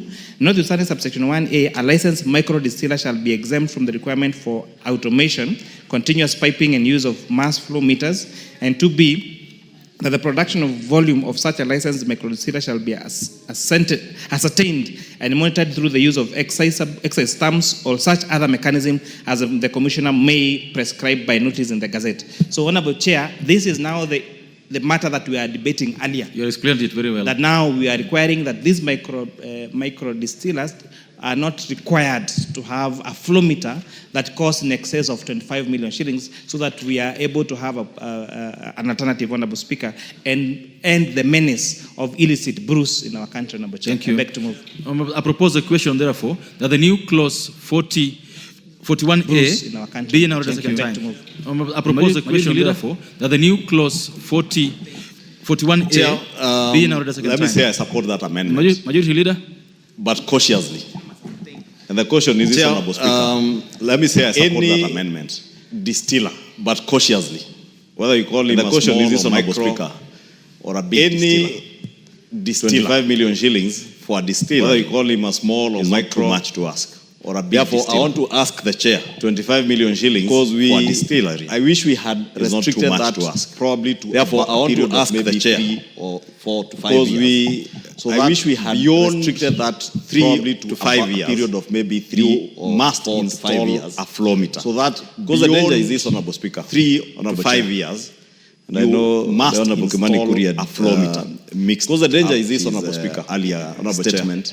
When he called your teetotaler, Honorable Kimani mixed up his he knows being an elder of when he called your teetotaler, church, and I am the teetotaler. Anything close to alcohol, he knows being an elder of in my church. We are both teetotalers. Anything close or he mixed to alcohol. He wanted to say the chair and Kimani Ichung'wah are teetotalers. Whether the chair of finance or he mixed enjoys his drink. He wanted to say the chair and Kimani Ichung'wah are teetotalers. Whether the chair of finance enjoys his drink close to these things, I would be excommunicated. Because we are the danger chair. My church is with stamps. Came and we are close to these things, I would be excommunicated. Whether it is cigarette, the danger chair, whether it is stamps, drinking water or alcohol. Chair, they are whether it is cigarettes, whether it is and cigarette drinking water or alcohol has been riddled in the past with a lot of many fake stamps on bottles and cigarette packets. China has been riddled in the streets, back streets in many downtown Nairobi. Therefore, many done from I would want to China, ask, Chair, They are maybe sold in the streets, subsequent back bill. streets in downtown Nairobi. We restrict this flow meter business to a period of a maximum of 3 years. Maybe in After the 3 years, subsequent anyone bill, who is in business should have made money. we restrict this to install flow the meter business to to a period of because the flow meter you will never cheat. years. After 3 years, anyone who is in business should have made money the order of the day to install. So the I will flow support meter. for now because the flow meter you will never cheat. probably ask the chair, but with stamps, maybe in the cheating next will year become the order of the day to ensure so that I we will restrict support for that now. particular provision, but to probably be ask the time-bound, chair maybe to a period of maybe 3 in to the 5 next years. year, any business to ensure that that we operated for restrict 3 to that 5 particular years provision in the distillery to be world time-bound, should be able to maybe to a make period period of 3 to 5 and years. last Any year, Honourable business Speaker, although it's that has overtaken by operated time, for let me 3 to 5 support years the issue of in the distillery world should be able to make money. And Because last if year, there is Honourable Speaker, anything although that it's has overtaken by killed time, let me people in this support the country, issue especially of young regulating people, the is production consumption of of methanol. illicit alcohol. Because if there is The illicit illicit alcohol that is killed sold people to in this country, many people especially in our young people, villages is not ethanol. Most of it is methanol. And the illicit alcohol that is should sold never be to consumed. many people in our Therefore, villages it's is not controlling its ethanol. production Most is of it is very commendable, and I thank the methanol. committee. An industrial Thank you. alcohol that should never be consumed. Therefore, it's controlling its production is very commendable, and I thank the Chair, committee. thank you very much. I rise to give my reservations to the proposal that is made by the chair regarding flow meters. Thank you very much. I rise to give my reservations to I support the proposal that is made by the regulate illicit regarding flow manufacturing in this country.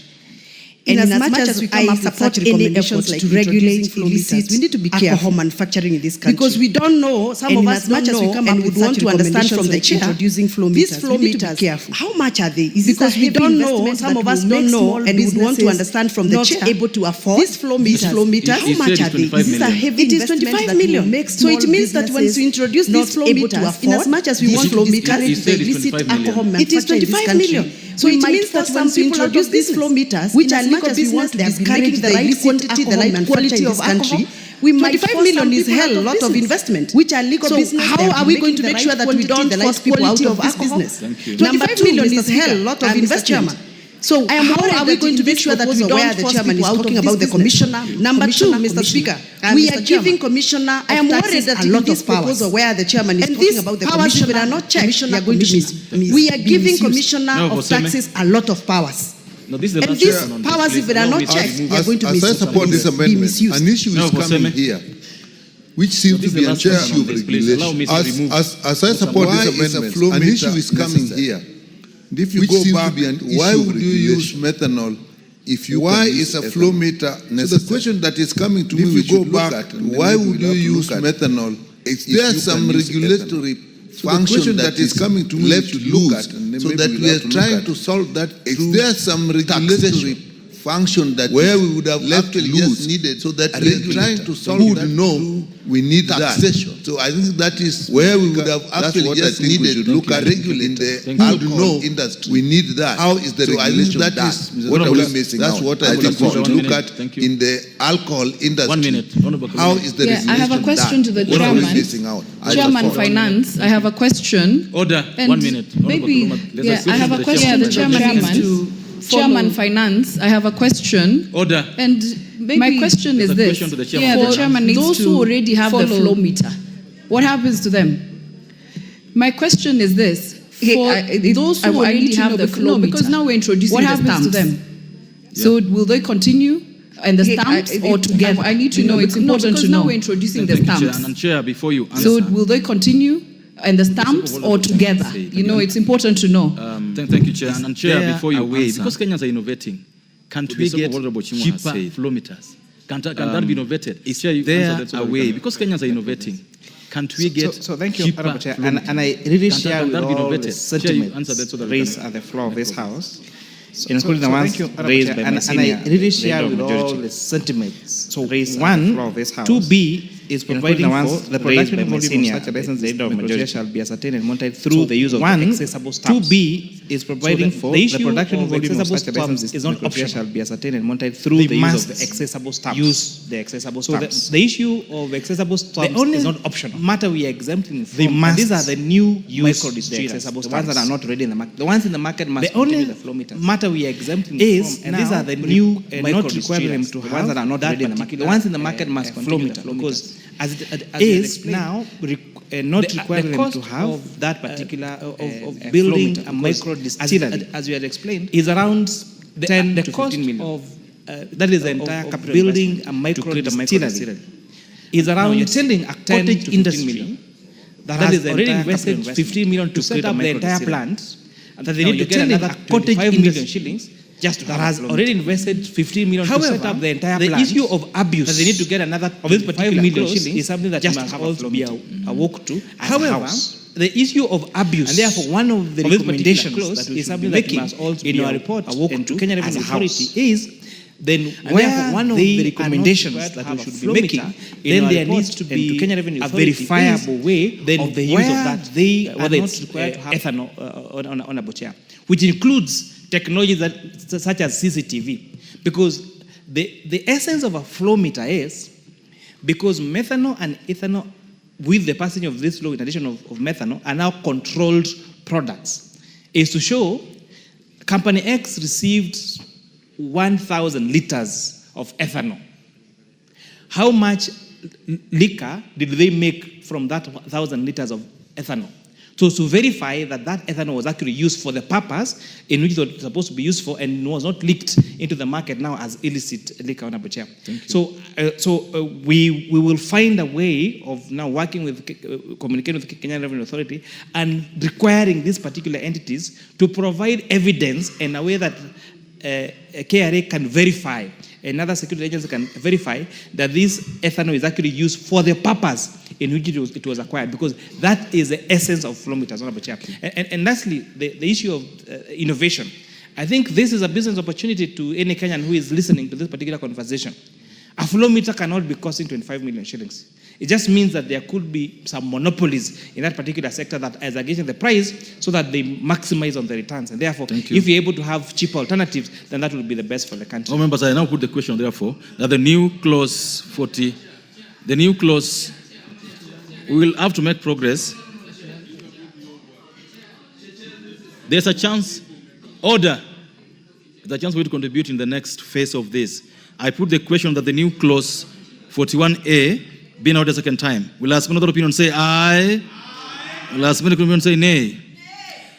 The ayes have it. I now propose the question that the new clause 41A be part of the bill. The Honorable Thuku, quickly. Chair, thank you. On the same issue, you see, who is the merchant of these flow meters? Because this a pertinent question that has been asked. Are there no cheaper meters, flow meters for the same? Chair, we have been using stamp duties. Where are we moving? Is it that we cannot enhance that technology as opposed now to this kind of investment that is proposed? Because honestly, if you're talking about... What is proposed? The flow meter... They're removing it. They're not introducing it. Exactly. What I'm saying is, we wish to know, we have installed this accessible goods management system. There's an installation in KRA of accessible goods management system. Why can't we just enhance that system instead of bringing in new amendment into the same? I think we need to relook deeper into this issue. We may not get a foolproof system whereby now we are going to account for all the methanol or ethanol that has gotten into some industry or factory. And therefore, I think to some extent, I have reservation on this one. Honorable Kaluma, quickly. Yeah, Chair, I'm just seeking a clarification. I understand the flow meter, and I would request the majority leader to listen to me, to be a requirement. It's not the move of this. It's a requirement, Chair, so that you regulate the amount of these alcoholic products you unleash to the market, and to enable also the distillers to account for whatever they produce and unleash. And so there is a social good that it is playing. To date, I understand the chair to be saying that we want to create a pathway around which even distillers who have not installed the so-called flow meter can operate. That is what I understand him to be saying. And if that is the direction, then number one, I will oppose this provision. Because number two, for that societal good that we need to regulate what is going and account for them around alcohol, the reason as to why we impose, excise, tax. But for the other reason, Chair, that we will be creating disparities. Some people have incurred costs installed these flow meters. You are allowing others to enter the market without installing them. But ultimately, I wanted to make something which I'm making as the last point, Chair, if you would permit. Chair, you know when you come with a finance bill, there is the amount of money you target to raise. So unless we are explaining the amount of money we are costing the government in terms of revenue loss, we should not accept amendments. All members, I put the question therefore that the new clause 41A be part of the bill. Will ask another opinion say aye. Will ask another opinion say nay. The ayes have it. New clauses 42A, 42B, and 42C. Honorable members. Honorable Chair, move these three clauses for second reading. Honorable Chair, I beg to move that new clause 42A, 42B, and 42C be now read a second time. So, Honorable Chair, 42A and 41 and 42. So, 42A is seeking to impose a 5% excess duty on amounts deposited in a customer's wallet. And this amendment is seeking to impose excess on fees charged on transaction by virtual asset providers. So, two things. When you're placing a bet, the current acquisition regime is, say you have money on your mobile wallet, whether it's M-Pesa or Airtel money. And then you transfer that money to the wallet of the betting company. So the time of charging of excise duty is when you place a bet, when that money already is placed in the wallet of the betting institution. Now we are changing that to now making this excise duty to be payable when you transfer money from your mobile wallet to the betting company wallet. So this has this impact. There are so many institutions that operate virtually, for example, in the country, and therefore we're not able to get this excess duty from them. But now it means that every time you transfer money from their mobile wallet to the wallet of the betting company, then that is a time when excess duty is paid. And secondly is, again, as a question amendment to what we provided earlier on excess duty now being paid for virtual assets on transaction fee and not the transaction amount. 42B is defining the term amount deposited in the customer's wallet, as I have explained. And 42C is again, as a constitutional amendment that I had spoken to earlier, about accessible services offered by Kenya Defence Forces Welfare Services. I beg to move, Honorable Chair. Members, I propose the question that the new clauses 42A, 42B, and 42C be now read a second time. Honorable Makali Mulu. Yeah, thank you, Honorable Chairperson. Honorable Chairperson, 42C talks about the Defense Forces welfare again. And I was, even though we supported the earlier amendment, I know, Honorable Chairperson, these things we used to call kafoka out there, they are not exclusive. When they are in the barracks, they are somewhat exclusive because for you to access them, you have to go through some vetting. So when they're out there, and anybody can access them, I'm wondering whether we will not be causing market imbalances. Because imagine, Honorable Chairperson, you have your own restaurant in a town, and you have one in your town, and they're enjoying these tax benefits.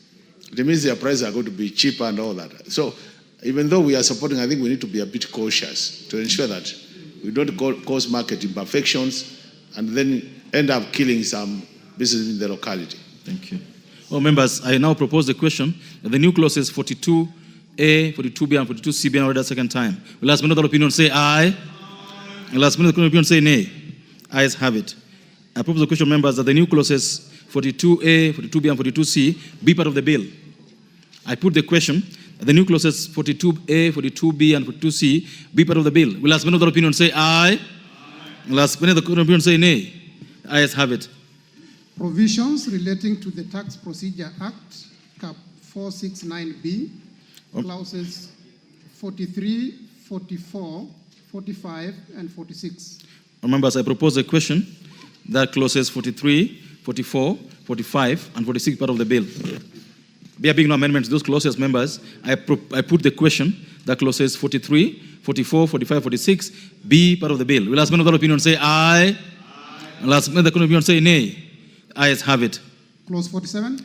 I propose the question that clause 47 is part of the bill. Chairperson, clause 47. 42D.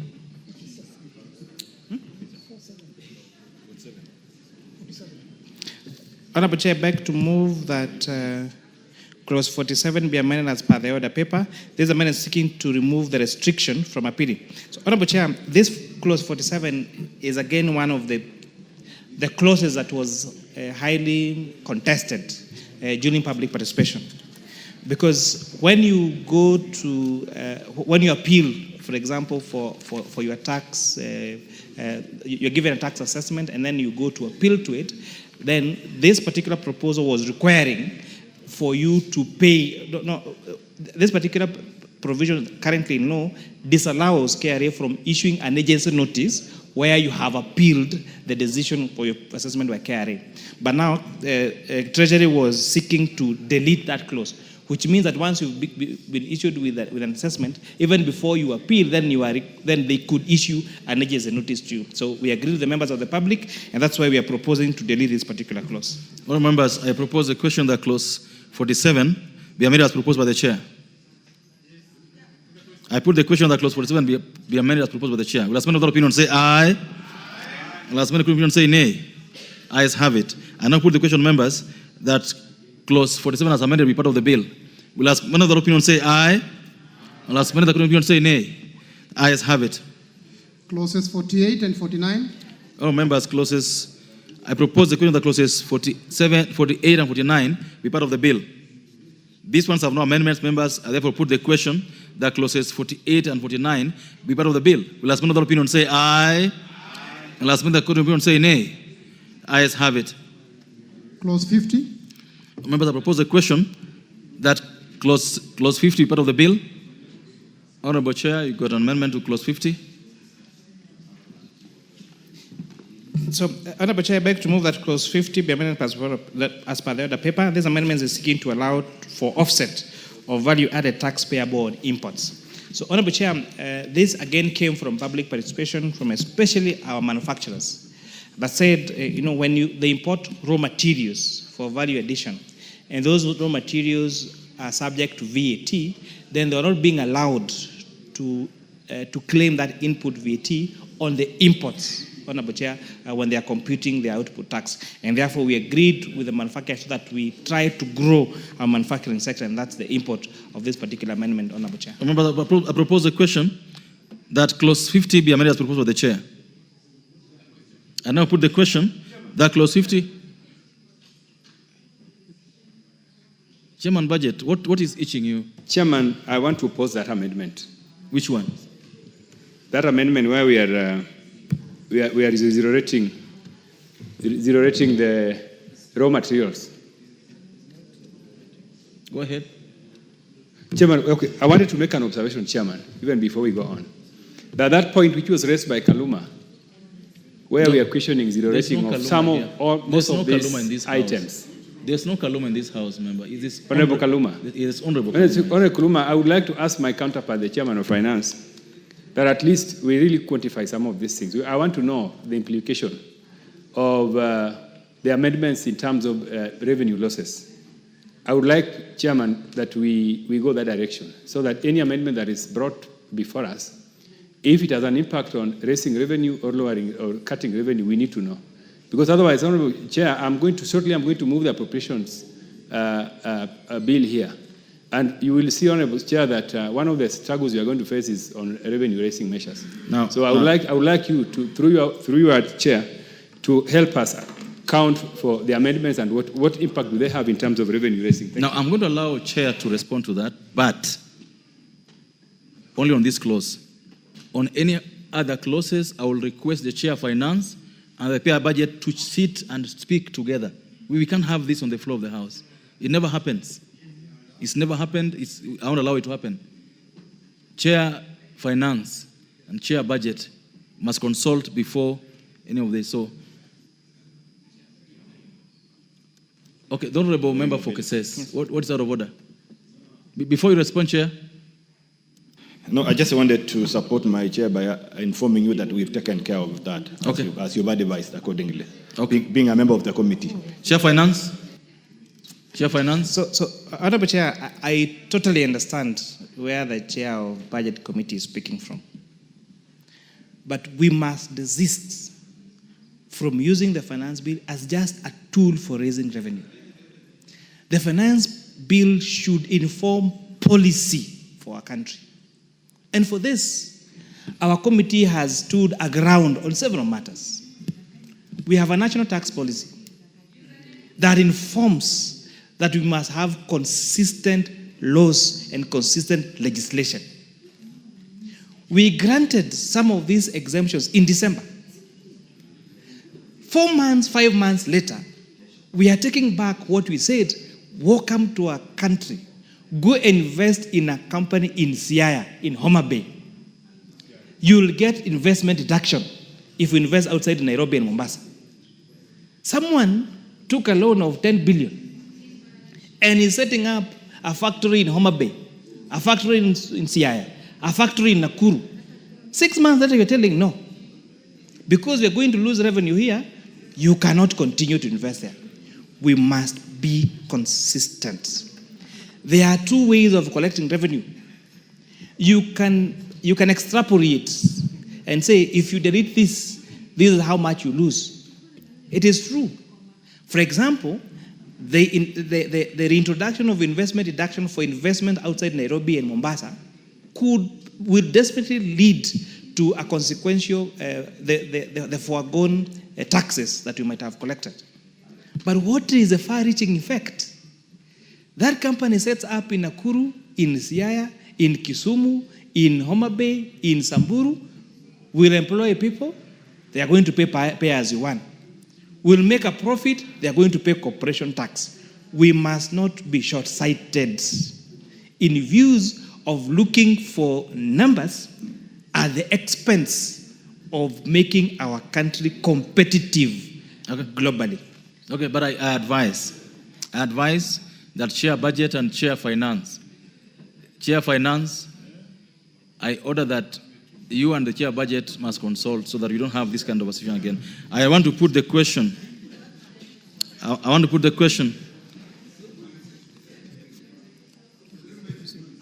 But we're not doing policy. Go ahead. No, I don't want debate on these matters. The Honorable Member for Seme. Chair, what we are listening to is a very, very major policy issue. When the finance bill comes to us, it follows the budget. So the budget has been read and we know we are going to raise so much revenue. The finance bill is the mechanism for raising that revenue. And one would expect that there was an earlier consideration, and that is how we reach this finance bill, so that we'll raise that revenue. If now comes out that actually there was no consultation earlier, so that the chair of finance and the chair of the budget don't agree, then we are not sure what you are saying, that in the future, we are actually going to have a problem with our revenue. Thank you. The member for Odhaya. Thank you, Chair. Chair, Chair Finance. Chair, the same way, what the Chair is saying is there people have already started investing because of the relief that of taxes. The same way, can he protect the people who have invested here? You are the levy, people have borrowed money, have invested, have planned to do business, then you are the levy. The plan which was there was based by the policy of the country. And then, when you have started doing business, already you have invested, you have planned, you have consulted, you have already bought the machine, you are the levy without consulting the country. You are killing the people, the same thing you are protecting those people you're investing today. Protect the same people, Chair Finance. the people who have invested, the people who have already invested, before you add the policy, shake those people first. Thank you. The Honorable Majority Leader. Majority Leader. And this is the last word on this. Chair, I think that matter is more or less settled between the two chairs. But I just want to say, we should not be worried. This is the beauty of democracy. The chair finance is protecting his staff. The chair budget is protecting the expenditure side. Just as the revenue mobilizer is protecting the revenue mobilization. And I know the chair budget also has a stake in the revenue that is raised, because he will not expend anything without the revenue being raised by Honorable Kimani.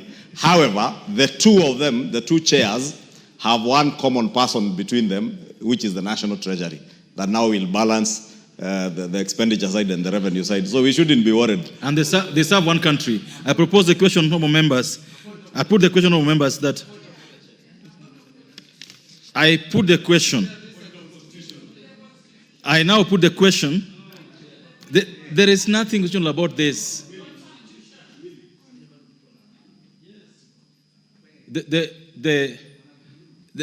No, order. Let me listen to Honorable Kaluma. Let me listen to you. Just get your point first. But Honorable Kaluma, can you raise your point? Kaluma, you have the microphone. He's not going anywhere. Honorable members, Honorable Speaker. It wasn't your chance, Honorable Mili. It was not your chance. Honorable Chair, I'm standing under the provisions of Article 114, sub-Article 2. Order, members, order. Honorable Kaluma, you have 1 minute to prosecute this.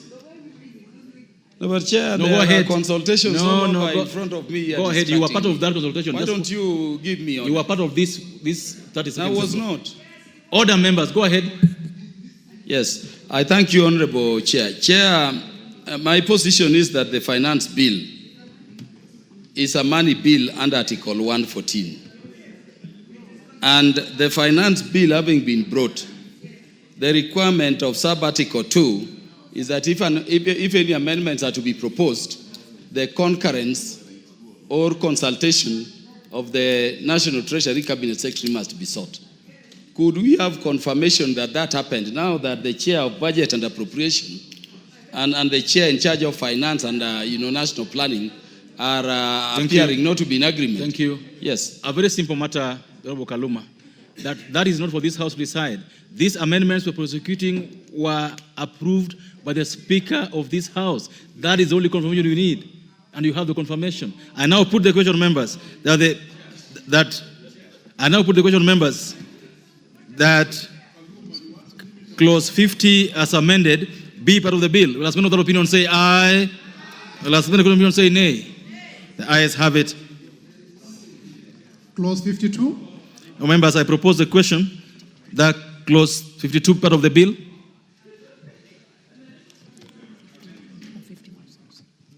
Sorry, members, just 1 minute, Honorable Chair. Clause 51 first. Yeah, clause 51. I propose the question that clause 51 is part of the bill.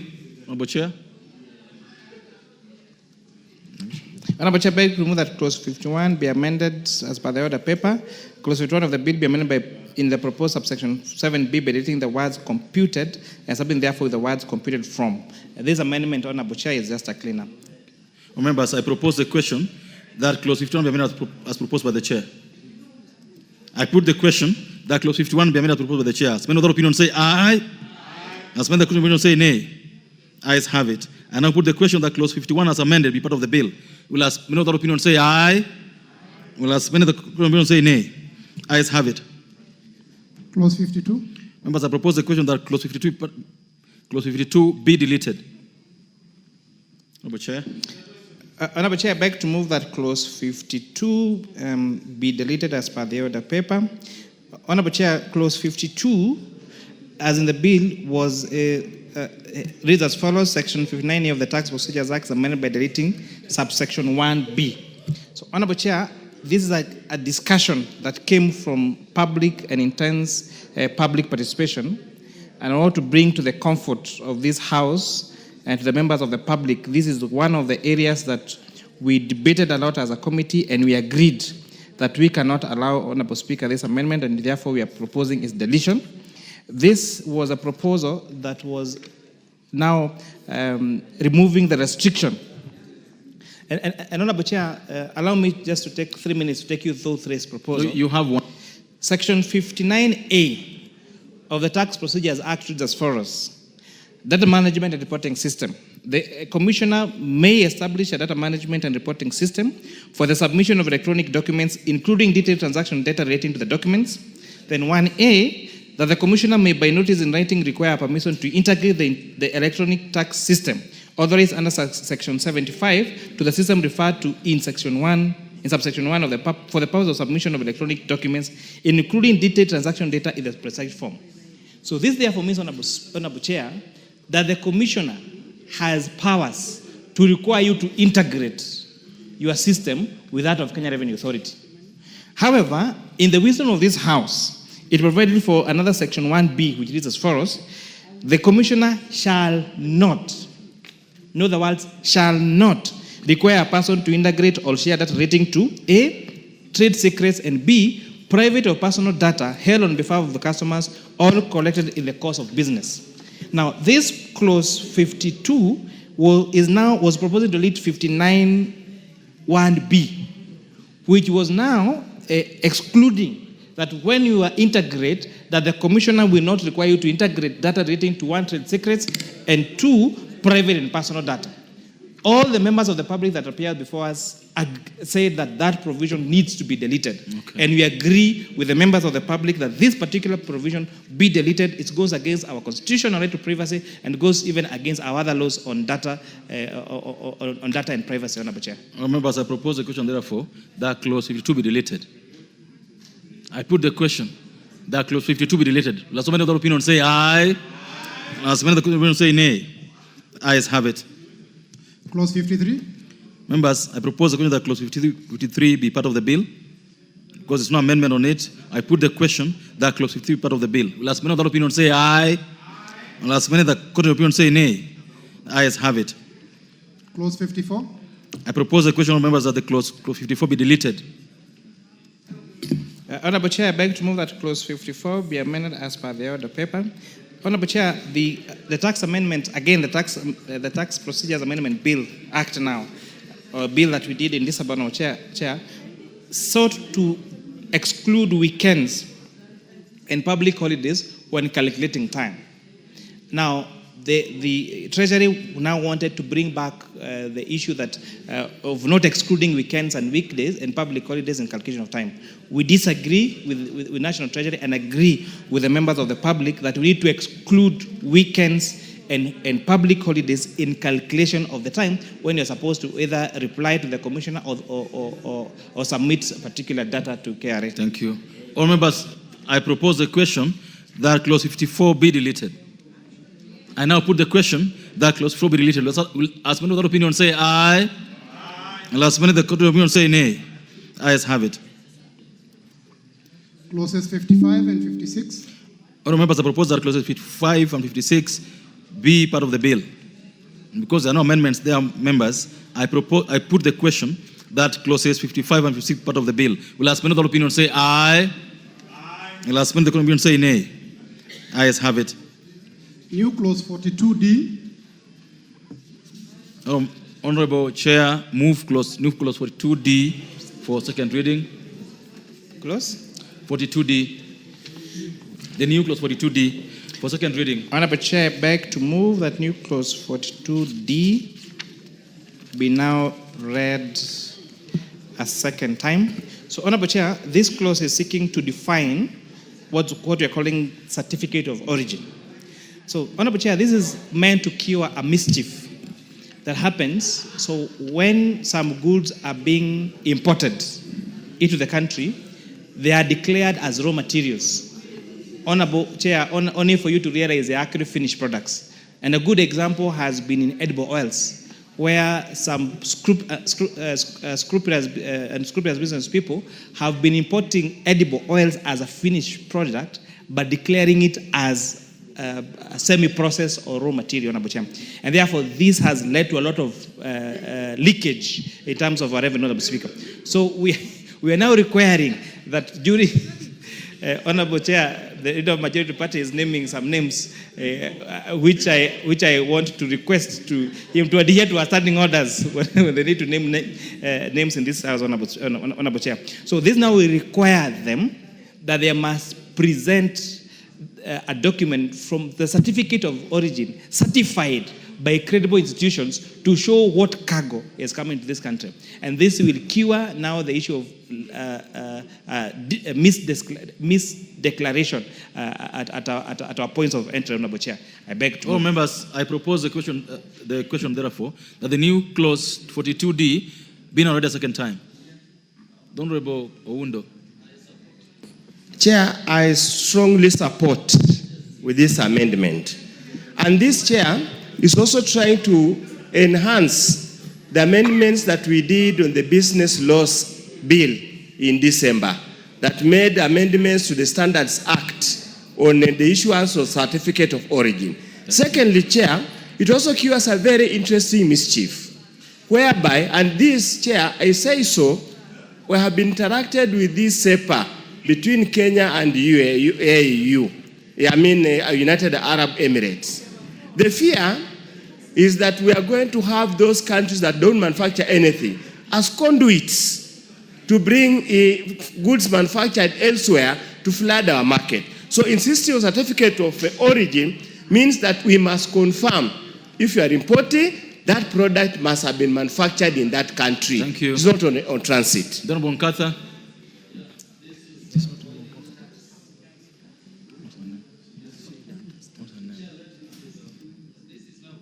Honorable Member, I cannot see your card. Go ahead. I don't know.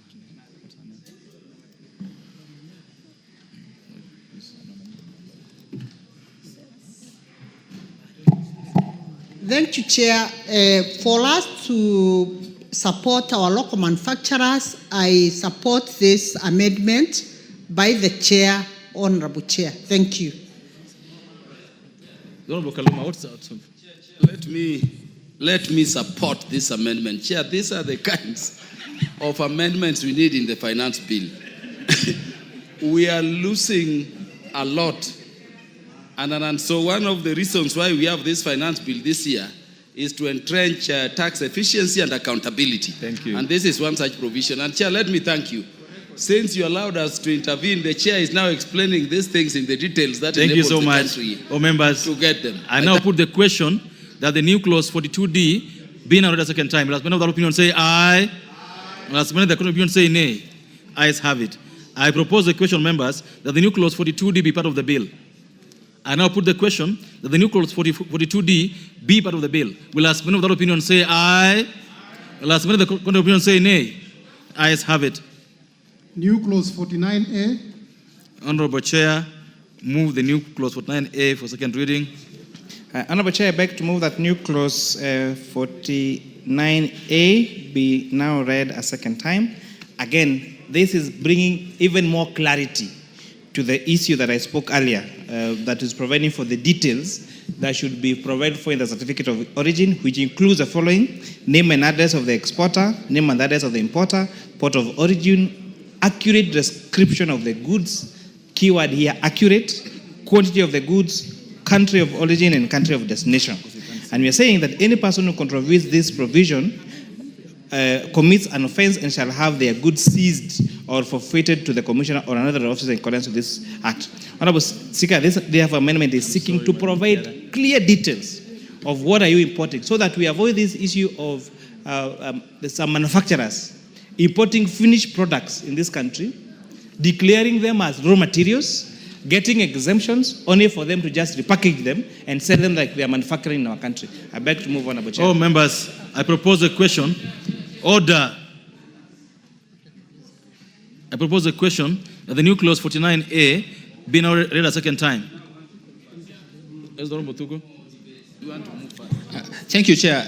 This is a very important amendment. Actually, not just for manufacturers to declare what it is that they are importing. COC is a very important document, even in terms of making sure that substandard stuff is not imported into this country. Therefore, I really support this amendment, and I believe it's enforced only that now these details have not been well captured. Now that the details are captured, we are going to rid off any kind of substandard importations. Thank you. This requires very keen eyes in implementation. Oh, members, I therefore put the question that the new clause 49A being read a second time. Will another opinion say aye? Will another opinion say nay? Ayes have it. I propose the question therefore, members, that the new clause 49A be part of the bill. I put the question that the new clause 49A be part of the bill. Will another opinion say aye? Will as many of the court of opinion say nay? Ayes have it. Provisions relating to the Miscellaneous Fees and Levies Act, Cap 496C, Clause 57. Members, I propose that Clause 57 be part of the bill, and there's no amendment to it, so I put the question that that Clause 47 be part of the bill. Will as many of the opinion say aye? Will as many of the court of opinion say nay? Ayes have it. Clause 58. Well, members, I propose the question that Clause 58 be part of the bill. Chair, your amendment to this? So, Honorable Chair, I beg to move that Clause 58 be amended as per the order paper. This speaks to the earlier discussion that we had about mosquito repellents, exempting them now from IDF and RDL. And these are raw materials that will be used for the manufacture of mosquito repellents in our country.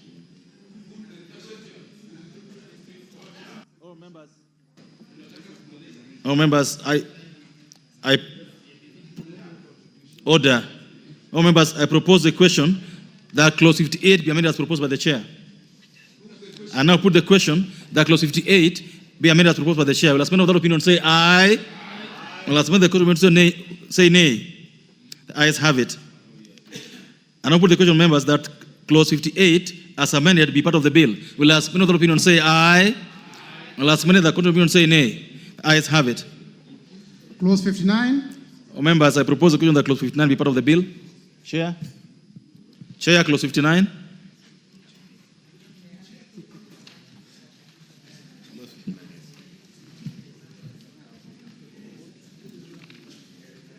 So, Honorable Chair, I beg to move that Clause 59 be amended as per the order paper. This is providing for the different rates for export and promotion levy. Again, matters that are meant to promote our local manufacturing. I beg to move, Honorable Chair. Members, I propose the question that Clause 59 be amended as proposed by the chair. And I now put the question that Clause 59 be amended as proposed by the chair. Will as many of that opinion say aye? Will as many of the opinion say nay? Ayes have it. Members, I now put the question that Clause 59 as amended be part of the bill. Will as many of that opinion say aye? Will as many of the opinion say nay? Ayes have it. New Clause 56A.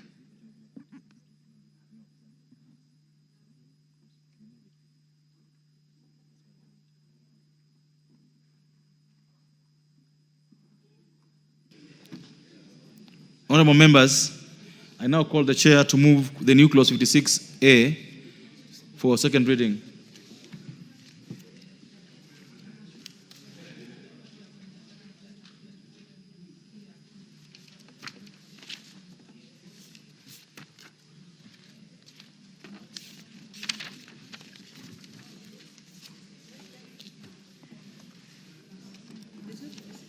Yes, there's a new clause 56A on page 1655. Thank you. So, Honorable Chair, I beg to move that new clause 56A be now read a second time. Honorable Chair, this is a provision that, again, we had in the Finance Bill of 2024 that was seeking to ring-fence 10% of money collected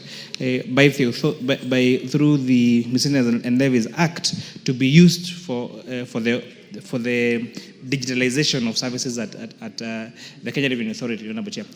One of the things, Honorable Chair, that you may realize, and even to the issue that we've spoken earlier, that we're now amending the Tax Procedures Act to require some particular details on the certificate of origin.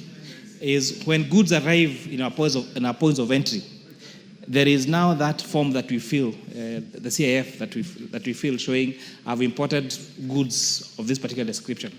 But Honorable Chair, it takes a manual inspection comparing what the importer has filled in their documentation and looking at the physical good to verify if the two details match. Honorable Chair, at the time, and I'm happy that this House was having a discussion in the morning about artificial intelligence, during at a time when we have such technologies, including AI, it's important that some of these particular services be digitalized so that it's not a manual confirmation of what someone has declared and again the goods, because again these are some of the revenue leakages that you've seen that is leading to a lot of revenue. Honorable Chair, I beg to move. So members, I propose the question that the new clause 56A be now read a second time. So members, I put the question that the new clause 56A be now the second time. Will as many of the opinion say aye? Will as many of the opinion say nay? Ayes have it. Members, I propose the question that the new clause 56A be part of the bill. Yes, Honorable Makali Mulu. Thank you, Honorable Chairperson. Even as I support this, Honorable Chairman, I'm a bit concerned that we are creating an additional fund. You know, these funds, they have become so many in this country, and some have outlived their usefulness. How I wish we could reduce creation of more funds, because issues of accountability when it comes to a fund, Mr. Chairman, becomes very tricky. Yes, Honorable Chair. So, Honorable Chair, I'd like to give comfort to my senior, Dr. Makali Mulu, that this particular provision is not creating an additional fund. And among the people at the floor of this House who has been very vocal on this, that we need to rethink about the many funds that we have in this country. So the only thing that this is doing, as we speak, KRA collects taxes on behalf of government. So these monies are banked at the Central Bank of Kenya. But for KRA to expense on the approved expenditures, they have to rely on exchequer, just like all the other entities. And you've seen situations where even insurance, medical insurance for staff of the authority have been cancelled because they're not able to pay on time. So we are creating just a little ring-fencing that they can, enhancing their A&A, Honorable Chair, so that at least they have some leeway, even when they are not, there are delays in exchequer, Honorable Chair, so that they are able now to move forward, Honorable Chair. I beg. Thank you. The Honorable Member, Honorable Dr. Makali Mulu. The Honorable Buchomba. Chair, in as much as I support the reinvesting of some money so that we can be able to be a bit more efficient, I'm just concerned that this is also a creation of a new expenditure. Because you know, every fund that we create requires a secretariat or a board to manage the fund. So are we not worried that we are looking for money? Yes, we are raising money and revenue, but we are creating an expenditure. So I have my reservations, Chair.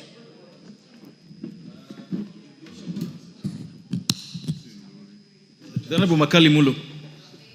You know, Mr. Chairman, what the chairman is explaining makes a lot of sense. But what is on this bill, it says shall be paid into a fund established and managed.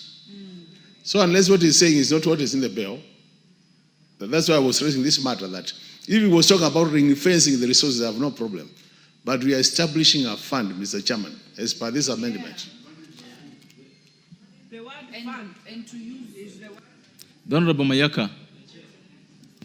Chair, I think maybe, and I hope the Chair Finance is listening, maybe the thing that Chair Finance should do for us is give us a cost-benefit analysis that explains creating this fund versus what is being lost without it, and ring-fencing this amount so that we can understand where this is coming from. Because this could be one of those costs that you incur costs, but for a specific benefit, or the other way around. So maybe we need to understand the cost-benefit analysis. Honorable Mboko. The chair has to explain, because he's creating a fund and he's not saying who is going to manage that fund. And therefore that will become another loophole of the same monies that we want to protect for government use. And I think, again, just like we dealt with the other clause, which he did withdraw, it's very important. It clarifies creating of this fund. Remember, we had gone slow on creation of funds and such like organizations, and who is managing it? So it is dangerous for ourselves and the operations of government. Thank you. The member for Homa Bay Town. Yeah, Chair, we have a budget of over 4 trillion, and that budget, the revenue for it is mainly to be collected by Kenya Revenue Authority. By practice and by international, practice, the revenue authorities are usually to be budgeted about between 1.5 to 2% of the revenue. Now, because of our fiscal space, Chair, we are giving them far, far less. So the request that KRA made, and we are healing by this, to enable them more efficiently raise revenue and collect revenue to fund the budget, is that we ring fence a portion of the monies. It is just an A in A, but we are calling it going into a fund to be managed by them for purposes of their work. Thank you. And if that happens, we will get more revenue in the process. If you just left it that it is an A in A, accountability issues arise and it becomes very difficult. So I would urge that we support this provision. Member for Chairperson. Chairperson, go ahead. So maybe if I could, and thank you, honorable members, for raising your concerns. Just to give clarity to what this is, if you read the Miscellaneous Fees and Levies Act, Part 3 on imposition of levies and fees, 7, there shall be a fee to be known as the import declaration fee on all goods imported into the country for home use. So if you check now 2A, 5, an importer shall present 6. Out of the fee collected under subsection 2, 10% shall be paid to into a fund established and managed according to the Public Finance Management Act, Cap 412A. 7, the monies in the fund under subsection 6 shall be used for the payment of Kenya's contribution to the African Union and other international organizations to which Kenya has a financial obligation. So there already exists a fund where, as you speak, 10% of monies collected as import declaration fee goes into to pay for foreign obligations, correct, including the African Union and other international obligations. So what you're saying, into these funds is an increase of an additional 10% that now will go into reinforcing the digitalization of operations within the Kenya Revenue Authority. So there is no creation of an additional fund. We're just saying that where these monies are going to pay international obligations, can we also have some operations that goes now to digitizing these particular services that are done by KRA? And remember, we are coming from a point where we have no fiscal space, to fund some of these expenditures, Honorable Chair, by the authority. Thank you. Thank you. Just for clarity, Chair, they currently get 10% of this fund, right? Yes. No, Chair. Okay, Chair budget. I wanted to say just something. Chair, the amendment is good, but we have the potential of giving KRA resources they don't need. Because when we were doing the budgets, KRA appeared before us through the Finance Committee, and they never told us that KRA needs excessive amounts of money, Mr. Chairman. So I think what the chairman needs to do is to tell us what will be the amount of these resources. And KRA is well funded. Mr. Chairman, under my leadership, KRA is well funded to collect resources, to collect taxes. So unless we know this 10% will be how much money. Thank you. Now, I said it, and I think this should be the last time. Chair Budget and Chair Finance, this is a spectacle that is never seen in Parliament at this stage. You should avoid it in future. Member for Keses. Thank you, Chair. I want to liken this particular discussion with a farmer, the traditional farmer who uses oxen to plow. At most of the time, when a farmer uses oxen to plow, the farmer always reserves the produce to feed back the oxen to give back the energy. What we are saying here for Kenya Revenue, that is an entity that has been tasked to mobilize and collect resources to finance our budget. What they are just asking is, because of the dynamic nature of the systems and technology in the world, they are always found on the side that they don't have ability to adjust and ensure that they onboard technology that is able to move with the systems and enhance their coalition and effectiveness. What is the lose or what is the cost for us to allow only 2% to retain from this idea? Thank you. Thank you. The Honorable Lesuda. Thank you, Chairman. Having listened to the Chairman Finance, I'm convinced it's not a fund. It is for a specific issue. My question is, will you digitize forever? Does this thing have a time frame? Because of the amount, first we need to know how much, and we need, and Honorable Kaluma should declare his interest here as he walks around. We need to know how much that 10% is, because when you come before the budget committee, you explain this is what we need and for this. So will this run in eternity? Because it needs to have a time frame. After digitizing, you need to stop the collecting of that money. As the chair gets his answer, Honorable Thuku. Yeah, thank you, Chair. This is a very pertinent question that is being raised by members. Because you see, ring fencing and expenditure that is known, like digitization. The other one is our obligations, international obligations. These are expenditures that are known. They can be quantified, and therefore we do not need to ring fence. Let KRA come before the budget committee and say, this is the much we want, and the same be appropriated through this house. Thank you. North. Thank you, Chair. You know, Chair, it's not that we are really hard on our finance chair. But then, you see, when you have monies ring-fenced for AU, Chair, which in this house you can create a vote for all international organizations. We have IALA, we have, why AU and leave IALA there? Because they are all those organizations. It means IALA has a vote. And the African Union can get out of here. In fact, they are not supposed to be here. They should be under the Ministry of Foreign Affairs. Honestly, Chair, that is how we budget, and then we find ourselves in a bad crisis. Honorable Chair, Finance. Honorable Chair, I think this is the beauty, some of the beauties of democracy in this, engaging this very good debate. So, Honorable Chair, and I can understand where the Chair for Budget is speaking from. But now, unfortunately... Order. Honorable Kaluma and Honorable Chand, you must listen to the Chair Finance. So, unfortunately, he just became a Chair of Budget the other day. So, and he doesn't... he aggregates the whole budget. The state departments around National Treasury, including KRA, is an entity that is oversighted by the Committee of Finance and National Planning. And I dare say, Honorable Chair, hold your horses, Honorable Atandi. I'll explain to you. You're going to have a chance. The resource requirement for Kenya Revenue Authority is 56 billion as per their presentation before our committee.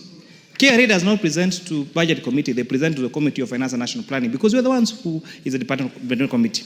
Out of this 56 billion, we were only able to accommodate 32 billion shillings.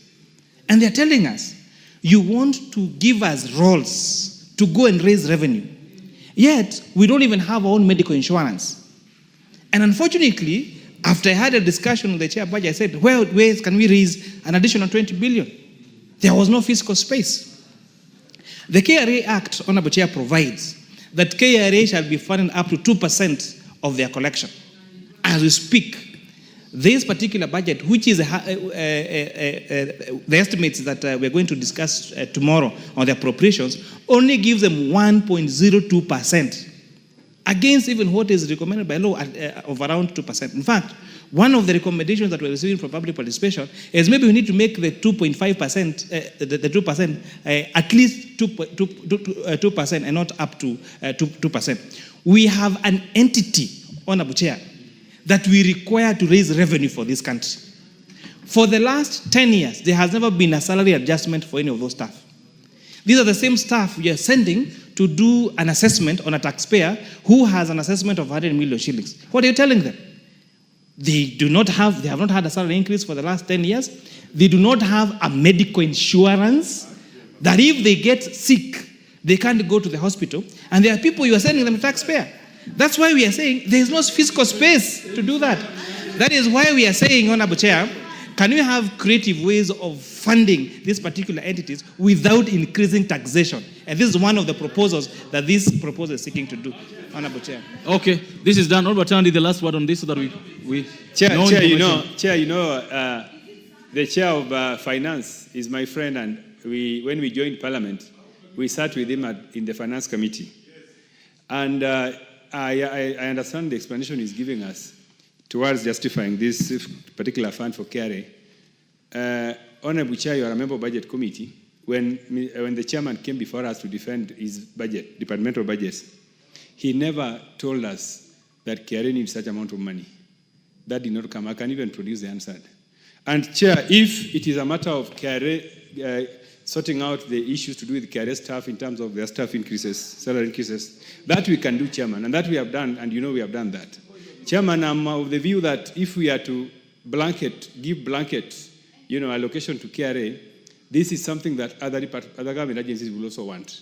And I don't think we want to do it. Let us collect taxes and put it in one basket, and people who want that money come to Budget Committee, defend themselves, and then we give them the money. This is a very bad precedent. Members, I would like you to reject this particular amendment. Thank you. This will then go either way. Members, I therefore put the question that the new clause 57, the new clause 56A, be now read a second time. Will ask many of that opinion say aye. Will ask many of that opinion say nay. The ayes have it. The ayes have it. Oh, members, I propose order. Order.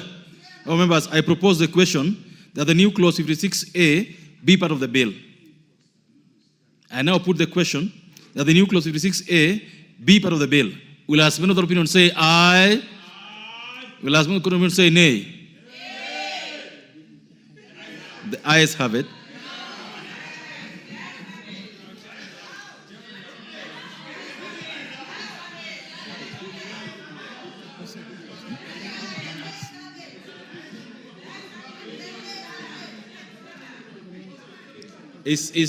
Are you writing for a division, Honorable Suda? Are you getting the numbers?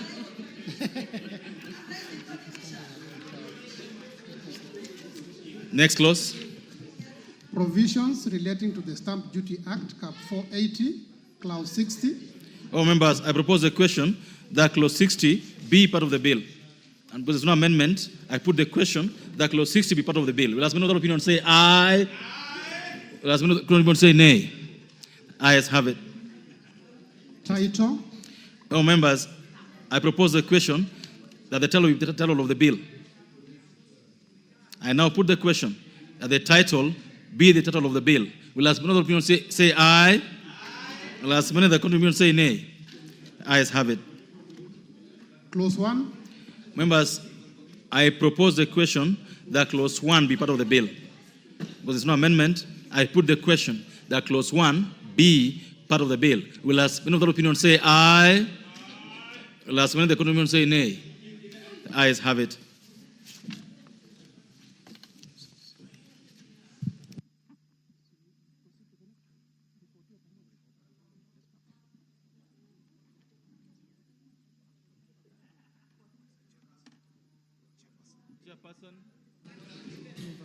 Chairperson.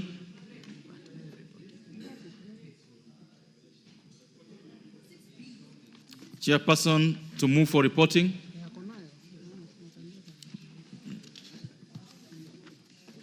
Give him the mic.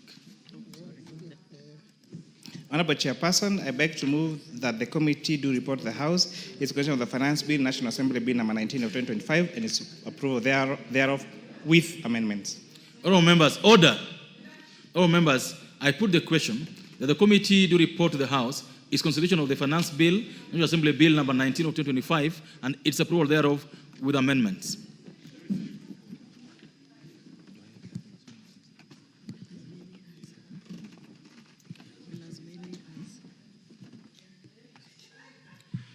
Will ask many of the opinion say aye.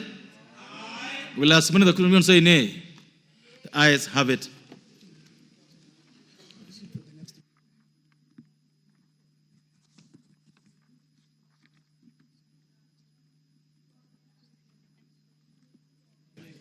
Members, The next bill in the order paper for the Committee of the Whole House this afternoon, or this evening, is the Kenya National Council for Population and Development Bill, National Bill, Assembly Bill number 72 of 2023.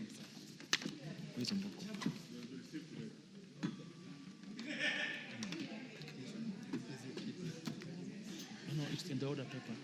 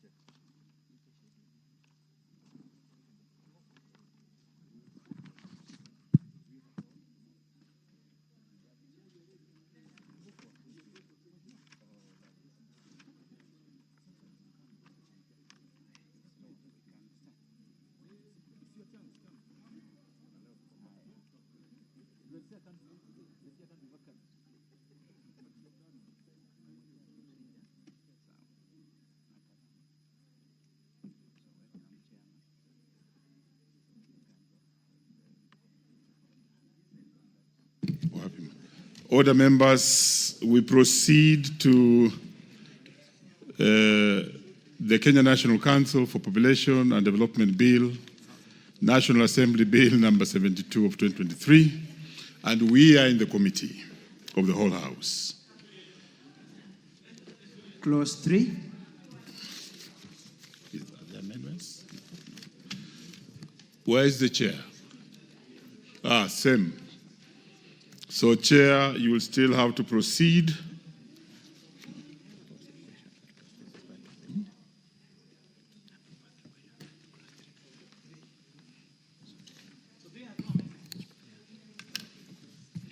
Very well, we begin with the clause 3. I propose the question that clause 3 be part of the bill. There being no amendments, I now put the question that clause 3 be part of the bill. Will as many as of that opinion say aye? Aye. Will as many as of contrary opinion say nay? The ayes have it. Clause 4. I propose the question that clause 4 be part of the bill. Chair.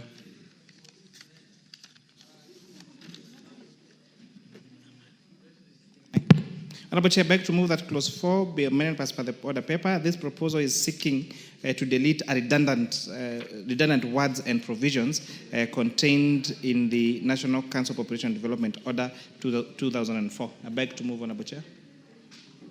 Very well. I now propose the question that clause 4 be part of the bill. I'll take it again. I now propose the question that clause 4 be amended as proposed by the chair. Put the question. I now put the question that clause 4 be amended as proposed by the chair. Will as many as of that opinion say aye? Aye. Will as many of contrary opinion say nay? The ayes have it. I now put the question that clause 4 as amended be part of the bill. Will as many as of that opinion say aye? Aye. Will as many of contrary opinion say nay? The ayes have it. Clause 5. I propose the question that clause 5 be part of the bill. Honorable Chair, I beg to move that clause 5 be amended as per the order paper. This proposed amendment is seeking to provide clarity on the objectives of the Population Council and to provide for an additional objective of the Council.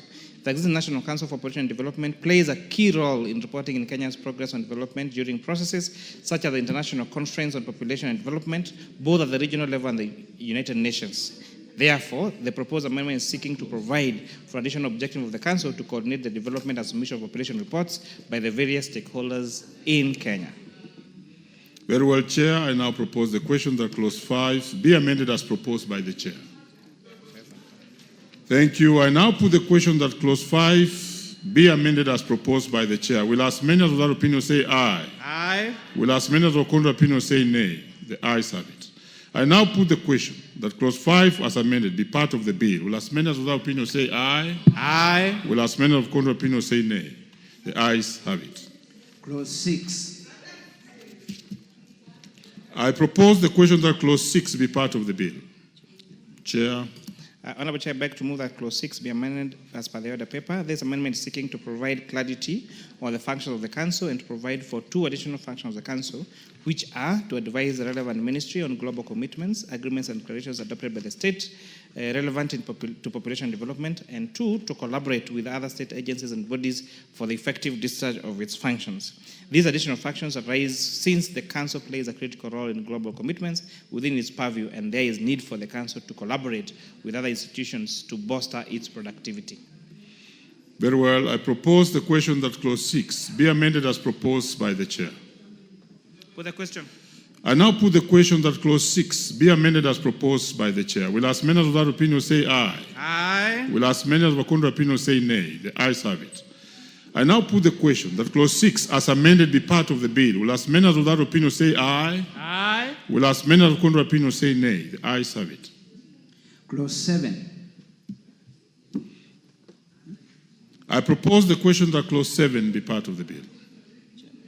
Chairperson. Honorable Chair, I beg to move that clause 7 be amended as per the order paper. For starters, this proposed amendment is seeking to provide for representation of Hindu Council of Kenya, since it falls within the ambit of Joint Forum of Religious Organizations. And secondly, the proposed amendment is seeking to provide safeguards for consideration of gender, ethnic, and regional diversity of the people of Kenya, persons with disabilities, and the youth in the nomination and appointment to the persons of the Council. This is in line with the constitutional representation of these groups. Lastly, the proposed amendment is seeking to correct some clerical errors and provide clarity on appointment of persons to the Council. So, Honorable Chair, this is in line with the Constitution that provides for inclusion of youth, women, people with disabilities, and marginalized communities into the board of the National Council for Population. I propose the question that clause 7 be amended as proposed by the Chair.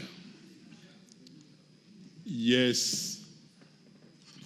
Chair, I wish to support this amendment, and especially because of recognition of religious organizations as far as the contribution that they give, I mean, their contribution to the governance of this country.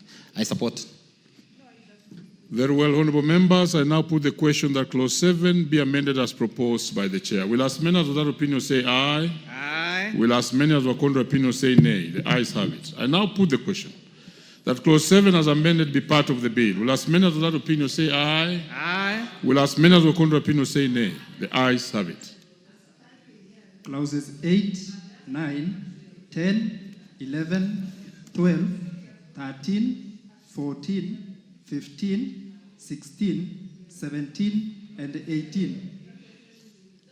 Honorable members, I propose the question that clauses 8, 9, 10, 11, 12, 13, 14, 15, 16, 17, and 18 be part of the bill. Honorable members, there are no amendments to these clauses. I proceed Now to put the question that clauses 8, 9, 10, 11, 12, 13, 14, 15, 16, 17, and 18 be part of the bill. Will as many as of that opinion say aye? Aye. Will as many of the contrary opinion say nay? The ayes have it. Clause 19. I propose the question that clause 19 be part of the bill. Chair. Honorable Chair, I beg to move that clause 19 be amended as per the order paper. This proposed amendment is seeking to provide for the functions of the Corporation Secretary. This is in line with the Mwongozo Code of Governance for State Corporations. I propose the question that clause 19 be amended as proposed by the chair. I now put the question that clause 19 be amended as proposed by the chair. Will as many of that opinion say aye? Will as many of the contrary opinion say nay? The ayes have it. I now put the question that clause 19 as amended be part of the bill. Will as many of that opinion say aye? Chair, take your place. Order, members. We have to follow. Order, members. Order. Order. Please. Order. We were losing out. I will not call out any name, but order. Thank you very much. Thank you. So I will take it again. That I now put the question that clause 19 as amended be part of the bill. Will as many of that opinion say aye? Aye. Will as many of the contrary opinion say nay? The ayes have it.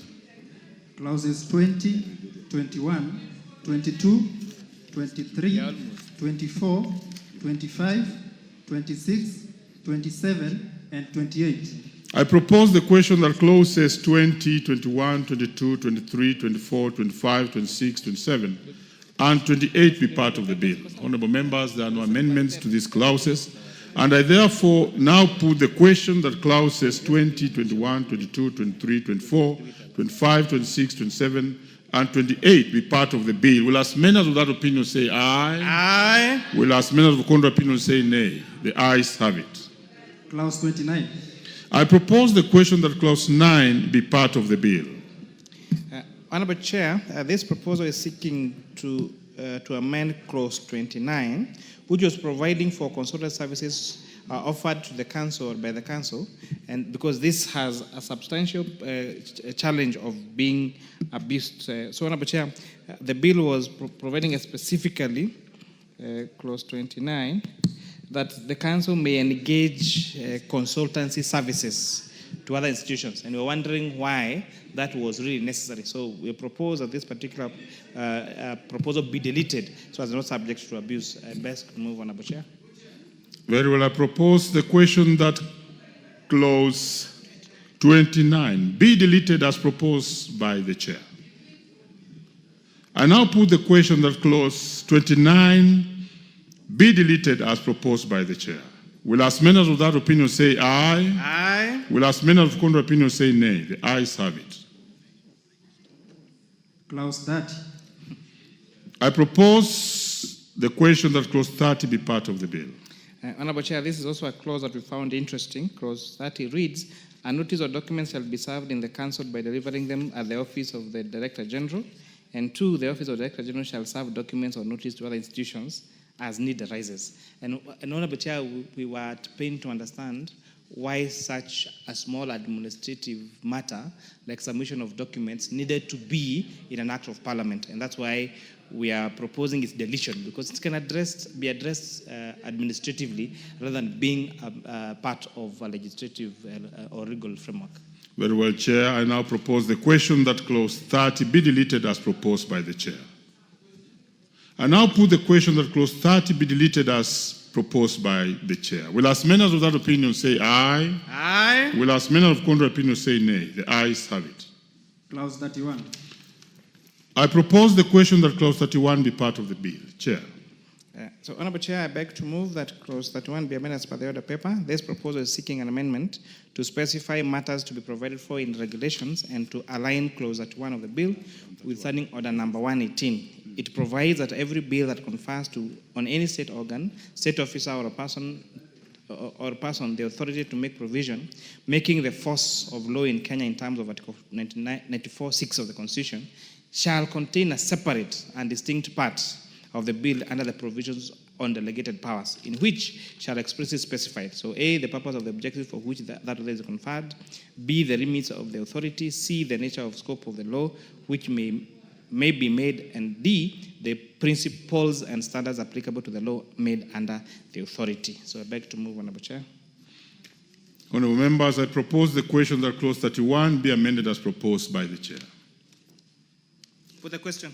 I now put the question that clause 31 be amended as proposed by the chair. Will as many as without opinion say aye? Aye. Will as many as with contrary opinion say nay? The ayes have it. I now put the question that clause 31 as amended be part of the bill. Will as many as without opinion say aye? Aye. Will as many as with contrary opinion say nay? The ayes have it. Clause 32. I propose the question that clause 32 be part of the bill. Chair. Honorable Chair, I beg to move that clause 32 be amended as per the paper. This proposal is seeking to provide for the definition of terms used in the proposed amendment to part 5 of the bill. I propose the question that clause 32 be amended as proposed by the chair. Put the question. I now put the question that clause 32 be amended as proposed by the chair. Will as many as without opinion say aye? Aye. Will as many as with contrary opinion say nay? The ayes have it. I now put the question that clause 32 as amended be part of the bill. Will as many as without opinion say aye? Will as many as with contrary opinion say nay? The ayes have it. Clause 33. I propose the question that clause 33 be part of the bill. Chair. Honorable Chair, I beg to move that clause 33 be amended as per the paper. This proposed amendment is seeking to revoke the State Corporation's National Council for Population Development Order of 2004. This is because the bill is now seeking to provide for a success of the council and a new legal framework. So as the current council exists under this order, the State Corporation's National Council for Population Development Order number 204. But now, since now we are creating them under an act of parliament, now this is now revoking the order that was established in the institution, because now we are establishing them under an act of parliament in which we are debating the bill now. Honorable members, I now propose the question that clause 33 be amended as proposed by the chair. Yes, Tuku Kwenya.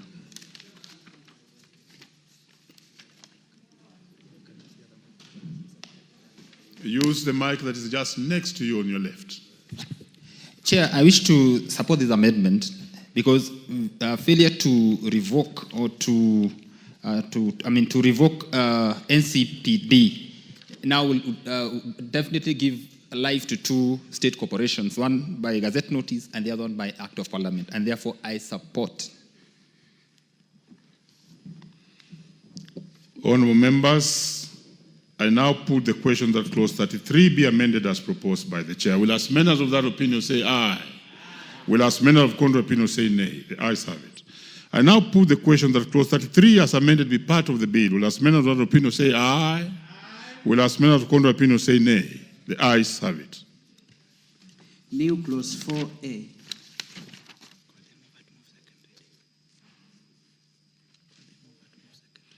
I beg to move that new clause 4A be now read a second time, that the bill be amended inserting the following new clause immediately after clause 4, that the headquarters of the council shall be in Nairobi. The council may establish and such other offices in Kenya as it may consider necessary for the exercise of its functions. This proposed amendment is seeking to provide that the headquarters of the council to be in Nairobi to ensure accessibility of its services, but also necessitate them or give them leeway to have some other branches across the country. Honorable members, I now propose the question that clause 4A.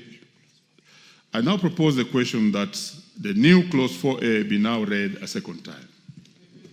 With the question.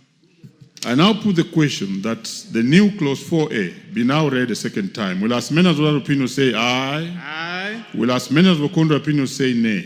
The ayes have it.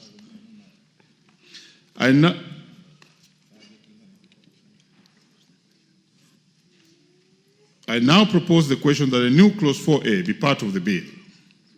I now put the question that the new clause 4A be part of the bill. Will as many as without opinion say aye? Aye. Will as many as with contrary opinion say nay? The ayes have it. New clause 9A. Mover.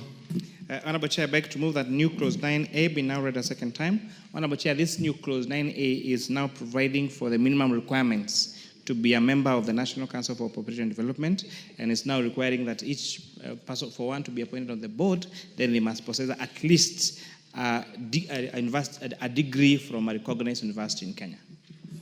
I propose the question that the new clause 9A be now read a second time. Put the question. I now put the question that the new clause 9A be now read a second time. Will as many as without opinion say aye? Aye. Will as many as with contrary opinion say nay? The ayes have it. I propose the question that the new clause 9A be part of the bill. I proceed to put the question that the new clause 9A be part of the bill. Will as many as without opinion say aye? Aye. Will as many as with contrary opinion say nay? The ayes have it. New clause 17A. I propose, mover. Honorable Chair, I beg to move that new clause 17A be now read a second time. This new clause 17A is providing for the duration of tenure for the position of the Director General for the National Council for Population and Development, requiring them, as per the Mwongozo Code of Governance for State Corporations, for them to be eligible for only one further term. So they can be appointed for a period of 4 years, but they are only eligible for only one further term. This is to avoid the issue where some officers now stay as heads of institutions almost in perpetuity. Honorable Chair, I beg to move. I propose the question that new clause 17A be now read a second time. I see interest. We begin with the leader. Just a concern, leader. You know, the Mwongozo Code says 3 years, and I don't know why we are doing something very different from what we are actually amending a lot of laws to align them to the 3 years Mwongozo and 1 term renewable. But I can hear 4 years, Honorable Speaker, which I think is not what the Mwongozo says. Chair, you have some cake to bite. Yes, Honorable Yakundi. Yes. It is also a concern to me that most institutions, the term limit is almost 3 years renewable. How comes the Mwongozo one is a 4-year term? Mwongozo is 3. Or Mwongozo is 3 years. Then I want to support it. Chair, thank you. Very well. Yes, Tuku Kwenya. Why? You are a member of that committee? No, I'm not a member of that committee, Proceed. but I have interest in this matter. Chairman, one thing that perturbs me is that we keep on referring to Mwongozo guidelines. Mwongozo guideline is not an act of parliament. It's a creation and a policy document by the ministries or the hopes. And Chair, there's a lot of contradiction and inconsistencies in as far as state corporations are concerned. And it worries me every time we are legislating that either we are quoting Mwongozo guidelines, in other areas we are not quoting the same. And the reason as to why we are not quoting Mwongozo in some areas is because it has no basis in law. And therefore always beats us off balance because we are quoting a document or a policy that is not anchored anywhere in the statutes. Yes, let's first hear from CPA. Both of them are CPAs. But that's the thank you, Vice Chair. I want to bring to the attention of my good friend that under the principles of good governance, the aspect of limiting that time, and that's what guided Mwongozo. It is pecking on the good best practices that supports all the other laws all down, especially on issues of management. So it's something that we need to adopt, maybe on areas that you would want to propose. Honorable Ruto, yes. order. The main matter in the House is what yes, I was ask. trying to bring out the issue you raised on Mwongozo because this is what we are discussing as a matter that in line or aligning with Mwongozo. That's why this particular proposal is coming in. Why would you quote aligning with Mwongozo and do something different from Mwongozo? Thank you. Chair. Let's hear just Tuku 1 second and then we come to the chair. Chair, you see, if we allow ourselves to continue quoting these Mwongozo guidelines and we are legislating, then we are relegating ourselves to the point of whereby now we have to follow a document that has no legal basis whatsoever, save for what CP Ruto is trying to imply, that these are best practices that are not anchored here in law. And I think the best thing that would happen, Mr. Chairman, is that we statutorize Mwongozo guidelines so that then any state corporation. You have given the answer. Yeah, we do not because need I was it. going to tell you, you bring this business as a substantive matter to the House. Proceed, Chair. So, Honorable Chair, I have consulted widely, including with my leader here. So the leader is going to move the next bill, an amendment to the Kenya Roads Board. That's going to limit the time of the board members to 3 years. And I think as a House, it's important that they become consistent, not just in the way we legislate, but also in how we treat our different entities. And therefore, Honorable Chair, I beg to move that I further amend the new clause 17A to read the following, that the Director General shall be appointed for a term of 3 years and shall be eligible for reappointment for a further 1 term. I beg to move, Honorable Chair.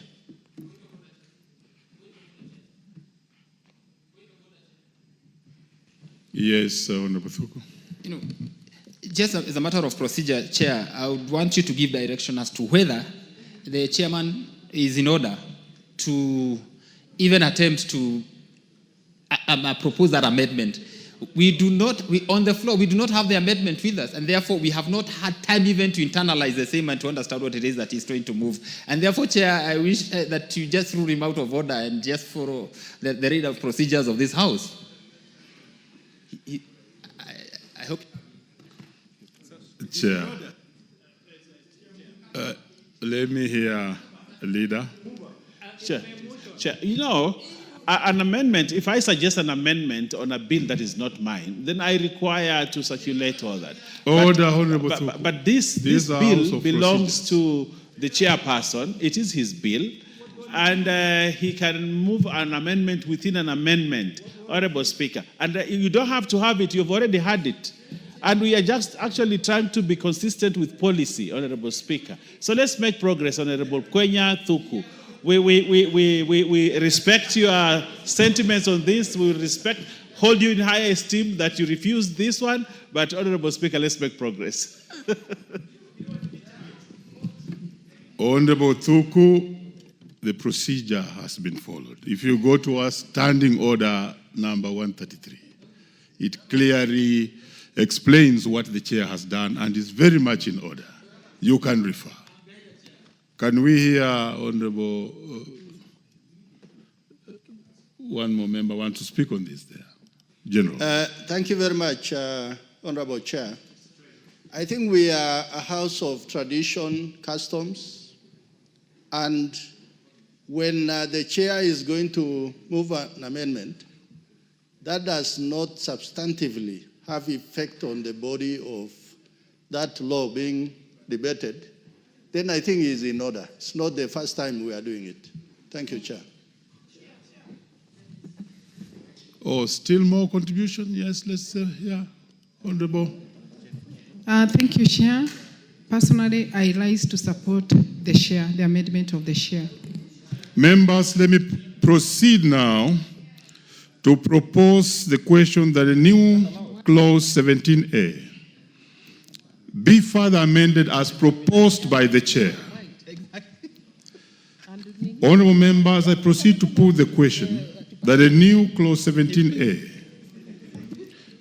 be further amended as proposed by the chair. Will as many as of that opinion say aye? Will as many as of contrary opinion say nay? The ayes have it.